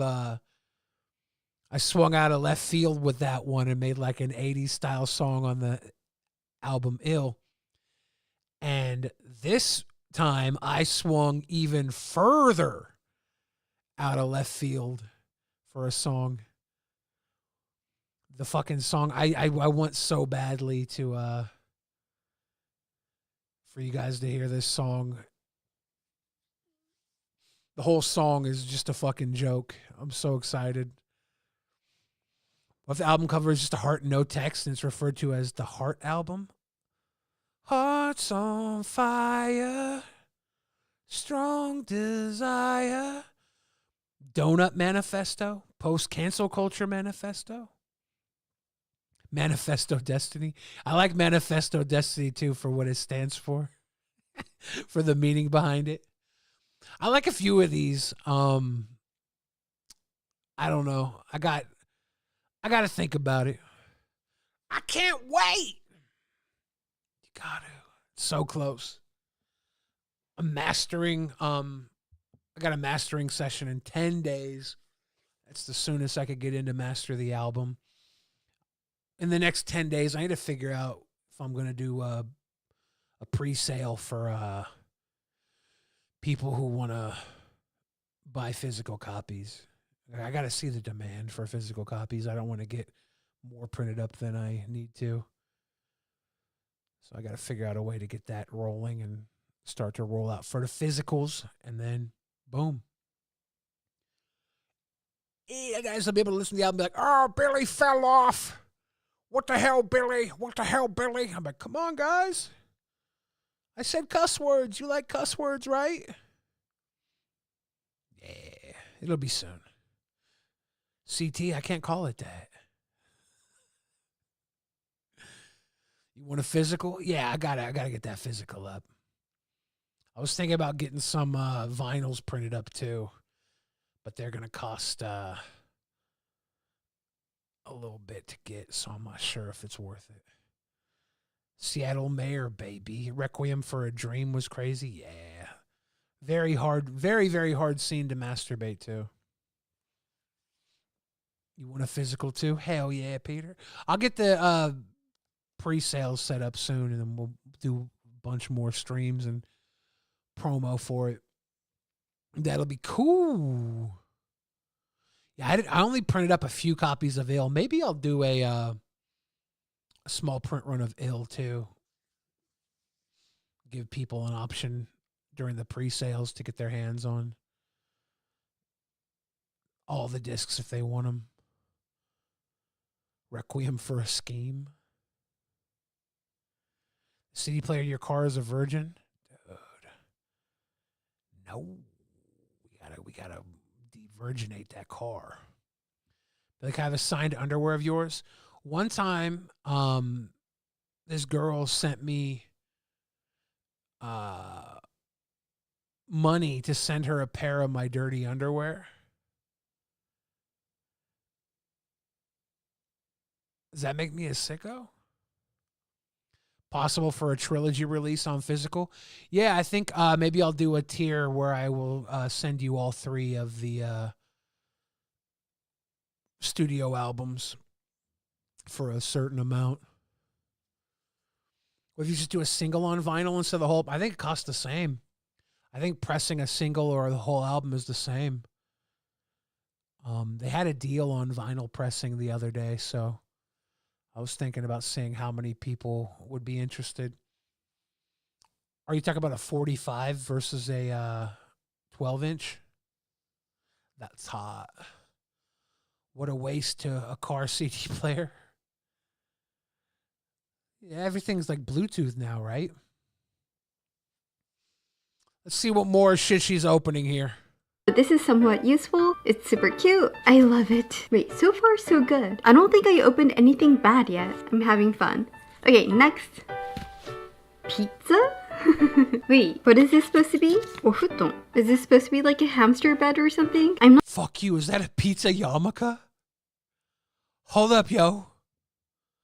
Hold up, yo. Did she just get a pizza yarmulke? Tell me that's not a pizza yarmulke. Not quite sure what's this for or how you're supposed to use it. It's just like a cute pizza. Bitch, put that slice of pizza on your head. I want to see if it's a fucking... Is it a pizza yarmulke? Anyways, next. Cinnamon roll. Ooh, for 2 songs aside? I don't know what the price... They only offer a 12-inch on the website I was looking at, so I have to figure out what a man can do. Band-Aid ring. That is too cute. But I feel like I've seen this before. I might have gotten something really similar in the past. If you guys remember which video this is from, you guys get an A for Minori test. But it's still a win. I love it. Ooh, this is quite big.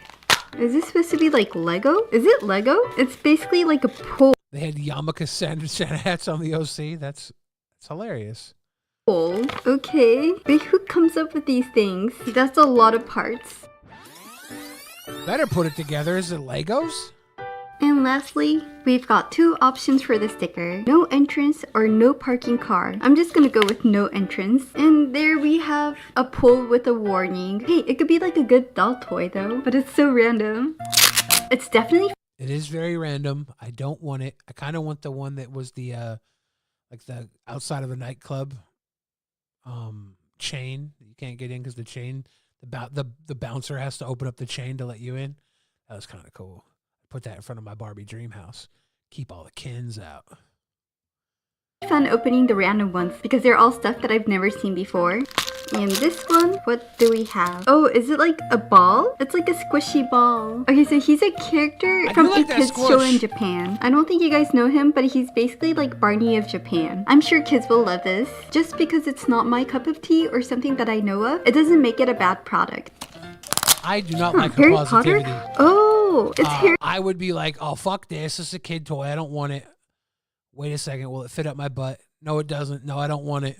Harry Potter. But like, what is this supposed to be? They have like Love Potion, the extended ear. So this is a screaming yo-yo. Out of all the Harry Potter items, this is what I got. Why does Harry Potter look like a fucking little weird gump? What's look at Harry Potter up here. You see this fucking lack of no chin? What is going on here with Harry Potter? That's Harry? That's honestly really creepy. Okay, next. What do we have here? Ooh, a bunny. Bowing animals. Bowing is a very cultural thing in Japan. It's like a really polite gesture. This is the one that she was like, oh, it's only 200 fucking yen. It was way cheaper than the one that was 300 yen. Yeah, because they're fucking animals and not, they're bowing animals and not a anime property. You paid 100 extra for the anime property. I swear to God. That's not Harry Potter? The fucking, is it someone else from Harry Potter? I don't watch Harry Potter, but the paper said Harry Potter on it. Gesture. So it's nothing like unordinary. There's also like a Shiba, raccoon. It's so Japanese. She's cute. This is so fun. I should do this a lot more often. I get to explore all these new toys, and it's like a great fresh of air. And here we've got, is it from an anime? Heaven Burns Red. Oh, I am so sorry. I don't think I know this anime. But you know, it's still really cute. Like, look at the details. And the food looks so delicious. What was it again? Heaven Burns Red. I'm gonna go look it up after I'm done. Moving on. Ooh, another anime. Do I know this anime? Yes, Full Metal Alchemist. Yeah. Yes, Full Metal Alchemist. Yes. I don't watch it, but I know it's good, right? You guys love it? Yes. Is it the Brotherhood? It's gotta be Brotherhood. I mean, this isn't my favorite scene out of all. I mean, I would have loved to have the character there, but you know, this scene is iconic. I haven't seen this anime in such a long time, but honestly, it's a great anime. You know what? I missed out on my new album. I should have done a song. Fuck, I should not be telling you guys this because maybe I could put it on the next album if I am lucky enough to record another album. But I'm gonna tell you guys, okay? Don't steal my song idea. Wouldn't this have been a good fucking song if I redid Alanis Morissette, Isn't It Ironic? If I was like, isn't it iconic? And I just said all sorts of iconic things, and all the kids would be like, that's fucking iconic, dude. That's fucking, is iconic even cool anymore? Was that like a 10-year ago slang? Did I just motherfucking...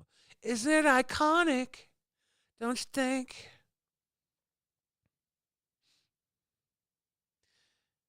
It's like rain when she's wearing a white tee. The nipples poke out so everyone can see. Isn't it iconic? I'm tripping right now. I'm tripping. This is a fucking amazing song idea. I recommend it 100%. So far, I'm loving every single item that I've got. Oh wow, that's a lot of parts. Is it like a figurine? Do we need to like make something again? Oh, it's a Oh my God, the song is called Isn't It Sonic? And it's about all the the super fucking Sonic the Hedgehog autism fans like Chris Chan. And Chris Chan's just like, it's not Sonic! It's Sonichu! Like, isn't it Sonic? Yeah, I really do think. It's like a hedgehog, but it's painted yellow.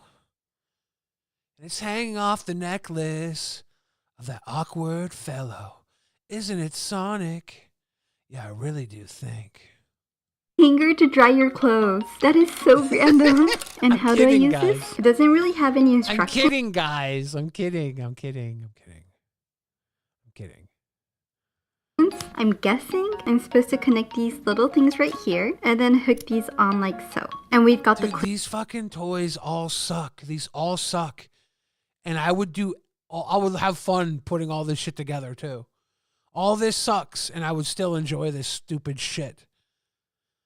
What part of my arrested development, is there any therapists out there that can tell me what makes me like this stupid shit? I don't even like it, but I would fucking 100% toy around with it. Clips on. And this is how it looks like. It's got these cute cat ears. You could like hang this like headband, and we've got some detergent. And you could kind of like pour it out. Honestly, a great dollhouse toy. Next up. Oh, some food. What's up, Twiz? How you doing? I was expecting some food. And it's a little hamburger. That is so funny. I wonder what this is. Oh, radish sauce. It looks so realistic. This is impressive. Looks like boogers to me. One looks like amber crystallized snot, and the other looks like a sticky, icky shit flicker. I don't think you're supposed to open this, but if you want to, you could take it out. But I'm gonna leave it inside. And next, a super orange capsule. And we've got sicko gurashi. It's a pouch. It's a sicko gurashi pouch. Oh, I'm looking at that and I'm thinking, can I put my fucking Magic the Gathering dice in that thing? You guys see my dice bag? This is the fucking shit that's... What a fucking nerd I am. I got a 20-sided die bag. See, this is why I can't talk too much shit on this girl. Stabby! Stabby McHugs donated $10. Yo, Billy, even cross-faded, you're my fucking real homie. Hug you, bro. Hug you, Stabby. Huggy McHugs. Appreciate you. Look at this fucking dice bag, Stabby. It's got all my stupid 20-sided die and shit in it. My little Magic the Nerd dies. Got my little pebbles, my little magic pebbles. Put these on my little creatures. I'm like, look at my creature. He's got a +1/+1 counter. He's attack you now. Just wait. Let's go back to her little bullshit now after you saw my little bullshit. I love this. You get to put like little items in here, and it's so fuzzy. You can fill it up with some cotton and make it into a plush. So yes, definitely a 10 out of 10 for me. You know, gachas are evolving, guys. Next, cookie. Ooh, another miniature food. Ooh, very Hawaiian. I haven't had them for a while, but I could taste them in my mouth. So yes, another miniature food. And now let's open paper gachas. I do remember getting 2 paper gachas. And this is the first one. Kind of interested in seeing what yes, these I know are. of this anime, but I haven't seen it yet. Okay, 3. See, I don't know what the fuck the paper gacha is. Is it just a fucking poster? What is it? 3, 2, 1. That is so pretty. So it's like a cute plastic poster, and honestly, it's such a great scene. So I'm guessing this is an anime about girls starting a rock band. I gotta try this out. This challenge is helping me choose what to watch next. Okay, moving on. Twisted, you DoorDash for that $10? Dude, that's fucking crazy. I'm about to spend that $10 on DoorDash. I'm kidding. I'm not gonna. Thank you for the $10 baller, my friend. There's like so much tape. Ooh, this is so big. It's a bag! Street Fighter 2 from Capcom. I'm not the biggest Street Fighter fan. I mean, I've never really played the game before, but this is a Batch. I'm actually a fan of Street Fighter, but I really don't give a fuck about Guile. If E Honda was on there or Blanca, I'd be like, hell yeah, I'm putting my rocks in here. nice bag. Any Street Fighter fans here? Please let me know Blasian, you like that gacha? You got gacha? in the comment section. Next gacha, we have miniature outing equipment. So this is like an outdoorsy stuff, and it opens. So it's like a little can that you can store your stuff and close it like this. Again, not something that I'm into, but hey, it's a great case. Ooh, maybe I could store some beads. And next, looking for the end of the tape. It's Cardcaptor Sakura! Sakura-chan! Oh my gosh, I love it! Like, look at how sparkly it is. Let me look at the other options. I could have gotten a figurine as well. It could have been a figurine, it could have been like a rubber charm, and the badges are the lowest of all. But honestly, anything would have been totally fine. I personally find this the best out of all the options. Like, look at how cute this is! I'm so happy now. And next, ooh, another anime. Odin donated $10. Thanks for going live. Hey, thanks for hanging. Thanks for banging. Thanks for chucking a buckaroo at Young Bill Fridge. Appreciate you. Appreciate you, Odin. Appreciate everybody. People just hanging and chilling with me. I appreciate you. But I like your money, too. Hopefully, you guys will all want to pick up the new CD when it's out so I can become a multimillionaire Eminem. I'm about done watching this girl. We're almost at 3 hours. We're like 2 hours and 50 something minutes. So I don't know if I'm gonna watch. Let's go to the fucking end. See all this shit on the table. Let's go there. What the fuck is this? What the fuck is this? Got another paper type gacha. Chupa Chups. And it's I like Chupa Chups. I like Chupa Chups. I like the name Chupa Chups. The Chupa Chups. I don't know why. When my nephew was a baby, I imagined everything he said was just chupa chup, chupa chup, chupa chups, chupa chups. Chupa chups, chupa chups, chupa chups, chupa chups. That's the baby talk. I say chupa chups, chupa chups, chupa chups, chupa chups. I don't. Maybe I've had a chupa chup. I don't know, but I think the word's fucking cute as hell. Very popular candy, if you guys don't know. Oh, it's a rubber. Better not order DoorDash, boy. I appreciate you, Twist. Coaster. Honestly, not my favorite design out of all, but I love how you could get coasters now from.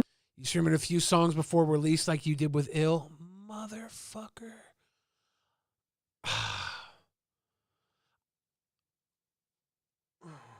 I think I streamed one before. Did I? Maybe a piece of another one? God damn it. Am I gonna spoil a song right now off the album? You guys have been here for almost 3 hours. This isn't Gachas. This isn't that bad to spoil. Fuck it. I'm gonna spoil a song off the album. We're gonna stop listening to this girl though. I'm gonna go full screen with the Chupa Chups.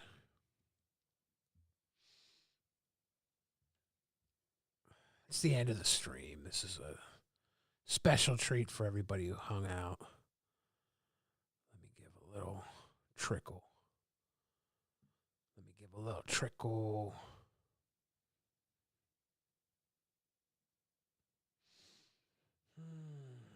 This song, I'm not even sure what I'm going to name this song yet, but maybe you guys can help me come with a title. All right.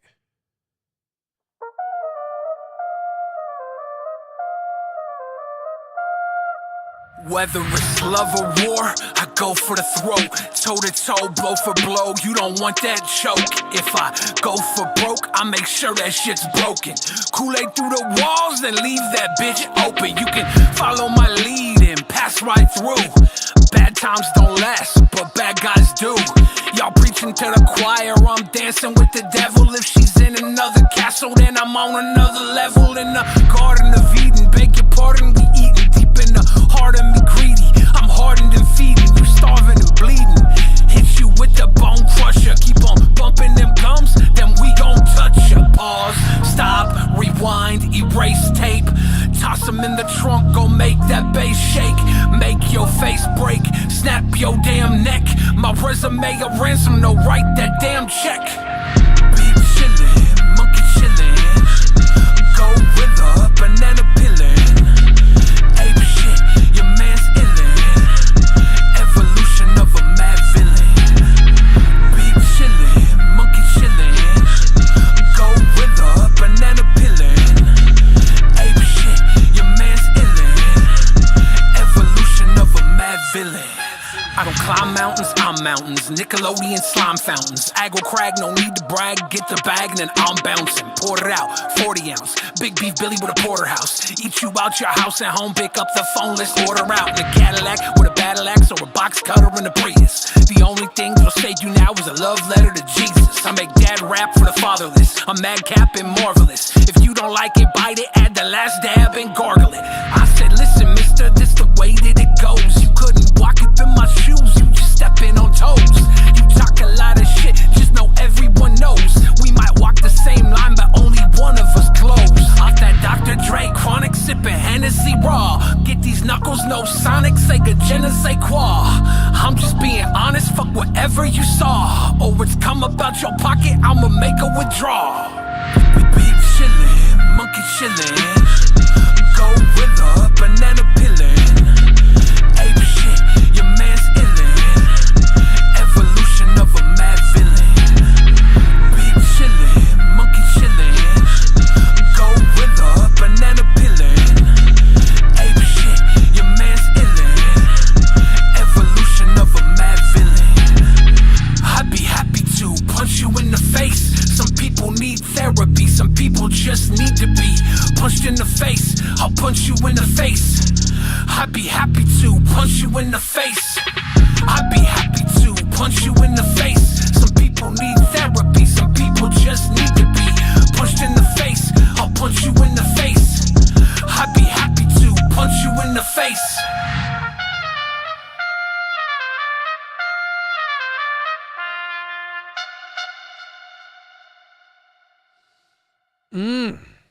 That trumpet. That trumpet, you guys ready for the fucking that trumpet, dude, was my nephew. That was my little baby nephew who's now grown up playing the trumpet. I was like, man. I went and fucking took him out of school.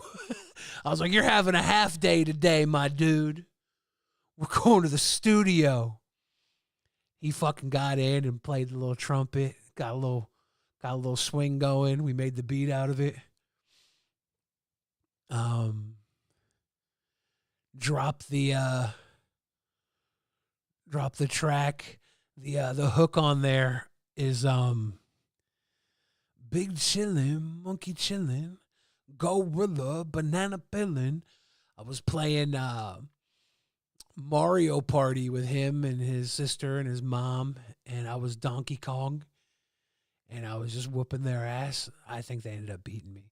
But I was in a couple of like little minutes, I was whooping ass in a couple of the sub games. And every time I was winning with Donkey Kong, I was like, big chillin', monkey chillin', big chillin', uncle chillin'. And when he was in there recording, I'm listening to the song and I'm like, I like start going off from that because there's a memory I had from playing video games with him and his sister and his mom. And I was like, I'm going to turn that into a little hook. And I thought, thinking about maybe naming it Evolution, because in the chorus it's like big chillin', monkey chillin', gorilla, banana pillin', ape shit, your man's illin', evolution of a mad villain. In my mind, it's like that evolution where it's like from monkey to man, you know? That's like the visual I have for this song is that evolution of like the monkey up into the fucking Cro-Magnon upright man. So it might be evolution. That's why I got it tentatively as Garden of Eden. In the Garden of Eden, pardon. In the Garden of Eden, pardon. I remember the fucking line, but shit, fucking, I like that one. It's smooth. It's chill. It's got my nephew on the trumpet. That's the last song we made for the album. It was like the last beat we made. We had a couple other songs I finished up afterwards, but maybe Evolution Solution. That Diggable Planets type beat. Dude, I got some interesting songs on this album. This album does not have a general feel. It's very much a kind of a variety show. It's interesting. With me in the man spot for the cover, I actually did a AI artwork of evolution of monkeys to a fat man. And was just seeing what it would look like, and thought about using that. Arianette Wolf says something about Darwin. I thought about calling it Dar W, because all the fucking little kids put W in for win. I was like Dar W, because I'm a fucking boomer, dude. Go with from monkey to man. I'm thinking Evolution might be the simple name title. With all but one title, I will share with you guys the track listing for the album, and you might be able to get a little bit of a feel for the flow of the album based off the track listing. For now, we'll call this one Evolution. And the title names might change. Track 1 is God Complex. That's the intro to the album. Track 2 is Time Bomb. Track 3 is Baby Blues. Track 4 is Made, I think. Track 5, I think is going to be New Jesus. I might switch it around with track 6, which is the track we just listened to, Evolution. So either go from Evolution into New Jesus or New Jesus into Evolution. Track 7 is Fat Boy Winter. Track 8 is Codependent. Track 9 is Rock Hard. Track 10 is Kill Tony. Track 11, I believe it's going to be called Wear the Crown. Wear the Crown. Track 12, I'm not going to tell you the name of, because this is the song that I literally made the entire song simply because of the name. And when you hear the name, it still makes me laugh.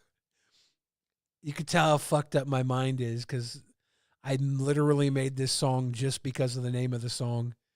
Didn't give a fuck about what the song was going to be about. I just wanted to have the song name. And then that's track 12, and track 13 is called My World. Tentatively, that's the album order, album song names. And I've been listening to it a lot through album order. And I think it's a good little album. Brett Robinson's album sounds like a damn journey through life. Yeah. Just months before I recorded this album, I was going back into the studio a lot for other reasons than recording, you know. And they were rebuilding some stuff, and I was reconnecting with the old guys. And one of the guys that works at the studio, who I've known for like 15 years, he was like, "When are you going to do another album? You know, when are you doing another album?" And I'm like, I don't know. It's kind of fucking cringy, isn't it? I'm an old man. What do I even do? And I think part of this album is coming to terms with that. Part of this album is coming to terms with this could be my last album. This could be, you know, with my heart failure and issues. This could be a lot of things. So a lot of the songs on here are like a kind of like a introspective journey, man. I ain't never gonna stop. Hell yeah. But it's also, you know, a fun album. There's a lot of Billy on here, and there's a lot of Billy kind of pushing himself into different areas. Hoping every song on here I could see visually a music video for. So I'm hoping I can just start recording and people will like the videos, and I'll just be able to zip through at least half the songs with videos. That's like my ultimate goal. If I could do the entire album, music videos for the entire album, I would do that. You're not old, Billy. I said so. The heart failure really had me feeling different, you know, losing my dad. The last few years have been,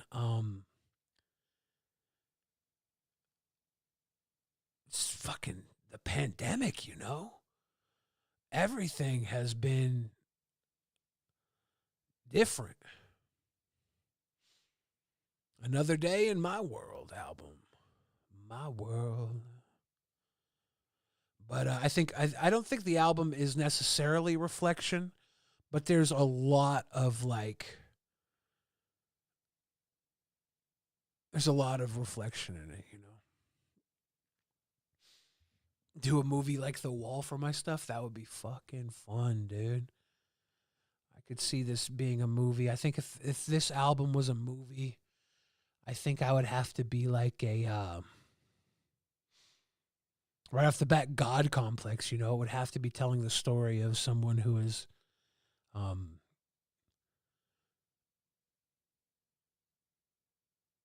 coming to terms with immortality. Casey Rocket opened for William the other night. Yeah, Casey Rocket usually opens for William. Tony's been snagging him. Casey will open for he'll open for Red Band sometimes too.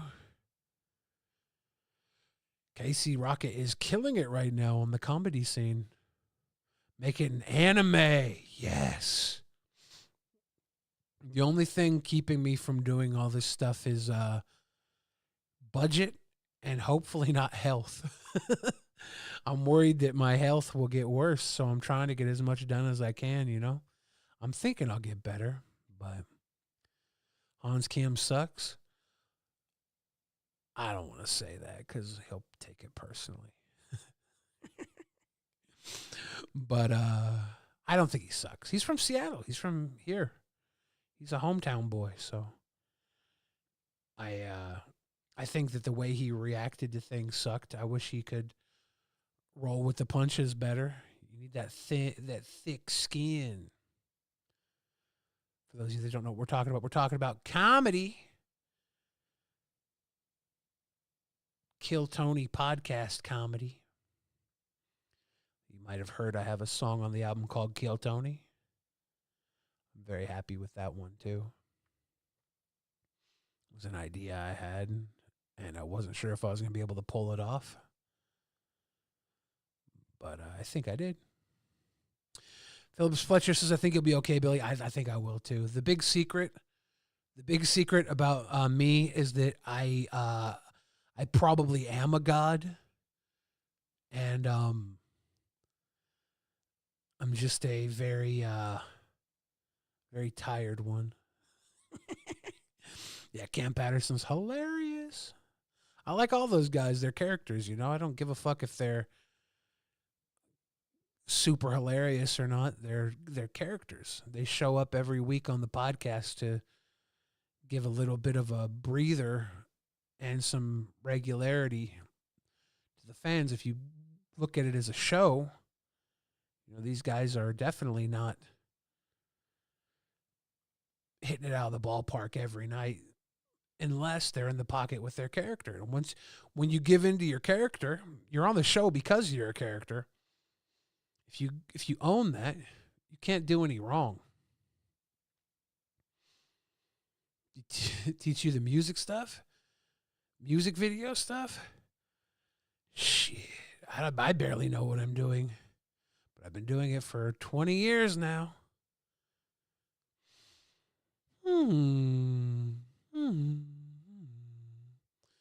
You've seen all the current regulars live as of last Friday. That's cool.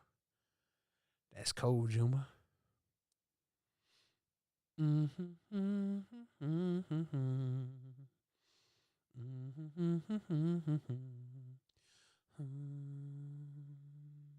It's 11:30 p.m. on the West Coast. 3 hours and 13 minutes is what my timer is saying on my stream. We've gone well over the 3-hour mark. I hope you've enjoyed your time with me tonight. I've definitely enjoyed my time with you. Everybody who hung with me. I think we're going to be doing some more streams more regularly. I never stream as regularly as I think I'm going to. I get life coming at me, but I think with all this creative energy now being in the promotion phase, I'm gonna need to be streaming more often. I'm gonna need to be catching everybody's attention, and hopefully getting people to enjoy the music. Thank you guys for hanging with me tonight. I will be back. I'm going to say sooner than later, but hopefully sooner than that. Hanging out with the cool kids in the parking lot of Walmart. Stream more. I need to. Yeah, I love it. I love chilling and hanging with you guys.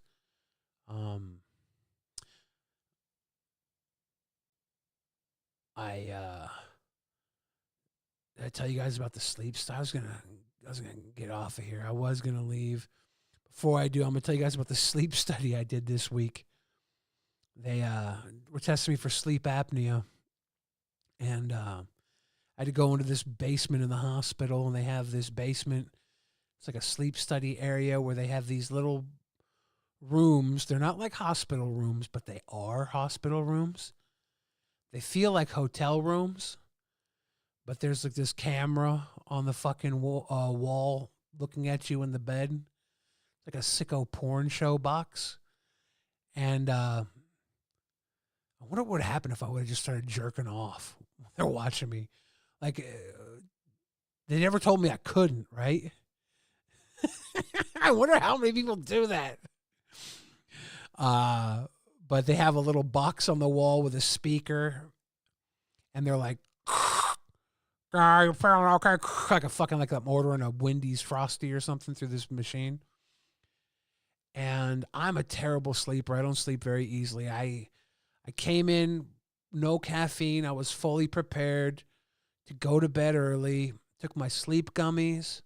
I was ready to just lay down and drift away. And I did. I got to bed fairly early after they hooked me up with all these fucking wires. I was covered from head to toe with wires. I had a microphone on me. I had fucking weird goop in my hair with little receptors they pinned into my hair to get every part of my body. Doing all the tests. I have to like blink 5 times, wiggle your toes, eat my ass. All this weird shit they had me do. And fall asleep. About midnight, I fall asleep. They confirm I have sleep apnea, which I've known for 15 years, but dealing with it was not my strong point because I'm a bit of an asshole when it comes to taking care of things.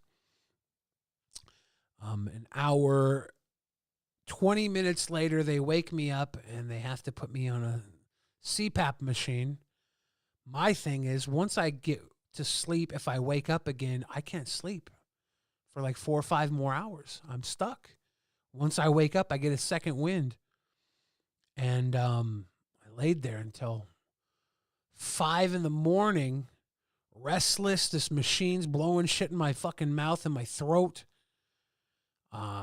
Feels like it's not working at first, then it feels like it's working too hard after they fucking fix it. Absolute miserable night. Felt like torture. They come in. I'm like, look, I can't get back to sleep. I think I might not be able to. And they're like, if you don't get back to sleep, we're going to have to reschedule another sleep study. You should try and sleep. If you don't, we have to do this all over again. And in my head, I'm like, I'm not doing this all over again, but I will give it another try. I'll try to sleep. I'll lay down. Laid down. I got to sleep. A little after 5 a.m., I fall asleep. I think I just needed to hear from them that if I get back up, I have to do it again or I'm fucked. And I'm like, somehow my body finally rested. About an hour later, I wake up and this machine is like throat fucking me with air. I'm literally like getting throated by the air on this machine. And I'm like fucking screaming into the mask and it's muffled, but I'm like, finally I get up and I'm like sitting on the edge of the bed and they come in. They're like, yeah, we have all the data we need. You can go home. I think I got like 2 hours of sleep. It was so miserable. Miserable. Worst experience. And I don't know how long I'm supposed to wait if they're going to put me on the CPAP machine or what. I haven't heard back from them yet. But my God, it was torture. It was torture. If you rarely dream you have sleep apnea, that's, I rarely dream. And I think I must have got sleep apnea around that time. Joe, I jerked off with K-May on Skype at Film On Studios and everyone in the control room was watching. My guy. K-May was an amazing girl.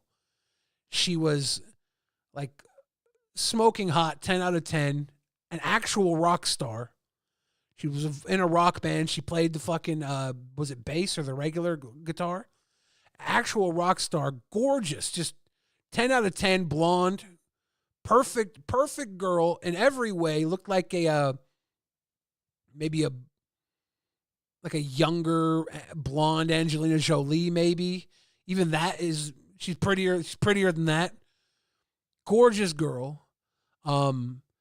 She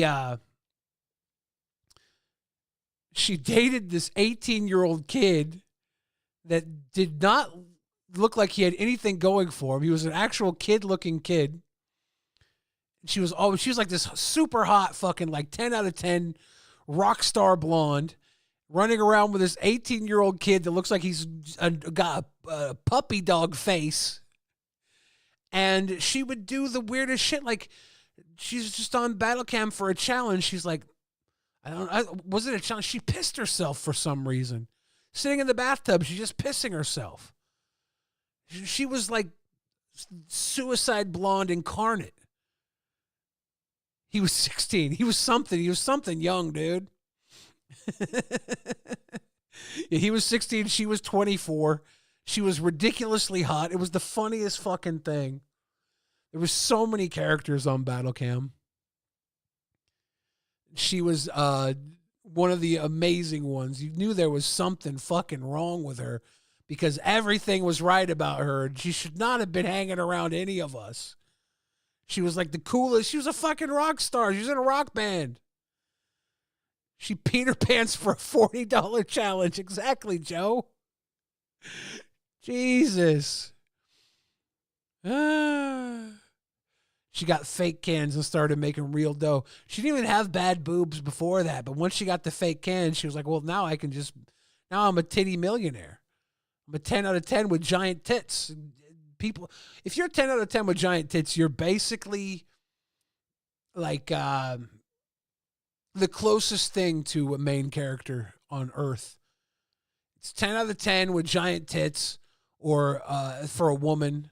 And then for a man, it's you literally just have to be over 6 feet tall and never back down. If you're over 6 feet tall and you never back down, you're a main character. Doesn't matter if I'm over 6 feet tall. I never back down. I'm 700 pounds. I'm a loud, obnoxious pig. I might be cockeyed. And I have a potty mouth. Have heart failure. And I'm a main character. It's not fair. It's stupid.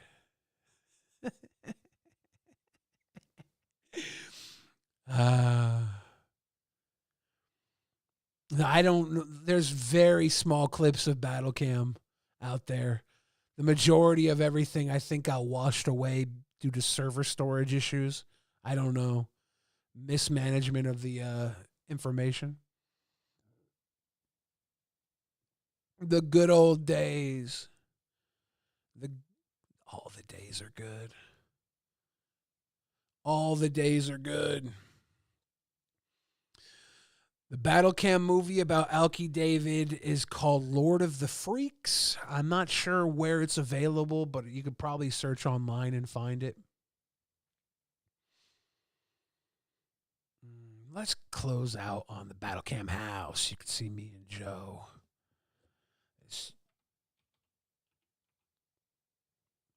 It's not the greatest depiction of battle cam, but it'll give you a quick idea of what we were fucking doing. This is quick edited. I think this came from a couple of days in the studio. We were supposed to be locked in the studio for a month. Joe was the host of the show, and they closed it down after like a day because people were smoking meth and setting off fire alarms. There'll be a series of challenges. There'll be not so celebrity guests. Battle Cam House. Andy Dick, before Andy Dick was the will, mind, spirit. IPT'd.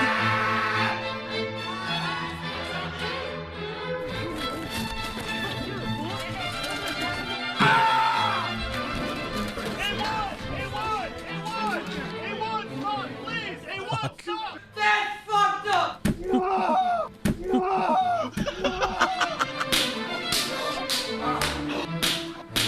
Oh, I'm absolutely unsavory living conditions.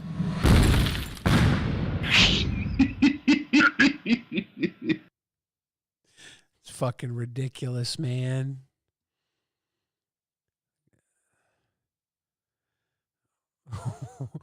Trying to think of a fun clip to pause it on. There was one, I don't know if this was in it. I think Joe like fed me a candy bar or something. Was it a cigarette? It's a cigarette. Me laying on the table with a cigarette in my mouth. I think that was from Joe. I don't know where the cigarette came from. There was something where Joe came in and made things lively. Hey, Winston is under 5'6", but I never give up, never surrender. Don't remember the size of my member. It's nothing wrong with not being 6 feet tall. I'm just saying if you are 6 feet tall, if you're over 6 feet tall, like the world just gives you everything. It's not fair to other people.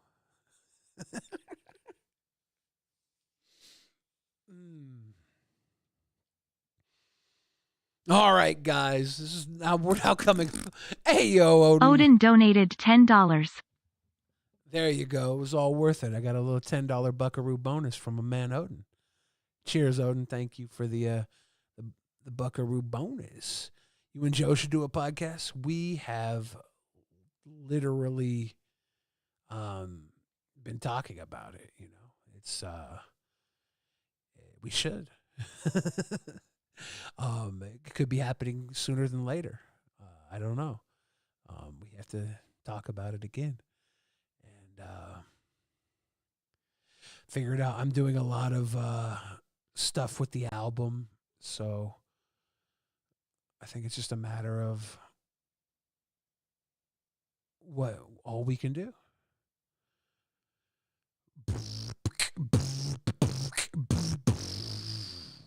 But it might just happen sooner than you think. All right, little ladies and little lads, little mamas and little dads, little happies and little sads.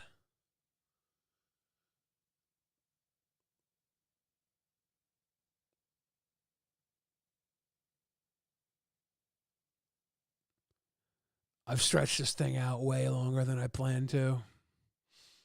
We're calling it a night. Foxtrot says, "No, stay on, bro. If we need you, you're having a God chat." Damn it. Imagine if that line kept me here for another hour and a half. I should go. I have to take my meds. I have to take heart medicine and piss medicine. And if I don't piss for 2 hours before bed, I stay up for 2 hours waiting to piss. So it is little goodies and little bads. Yeah. I need to go take my meds. Cheers, everybody. Good times. Appreciate you all. Keep your noses clean and your dicks dirty.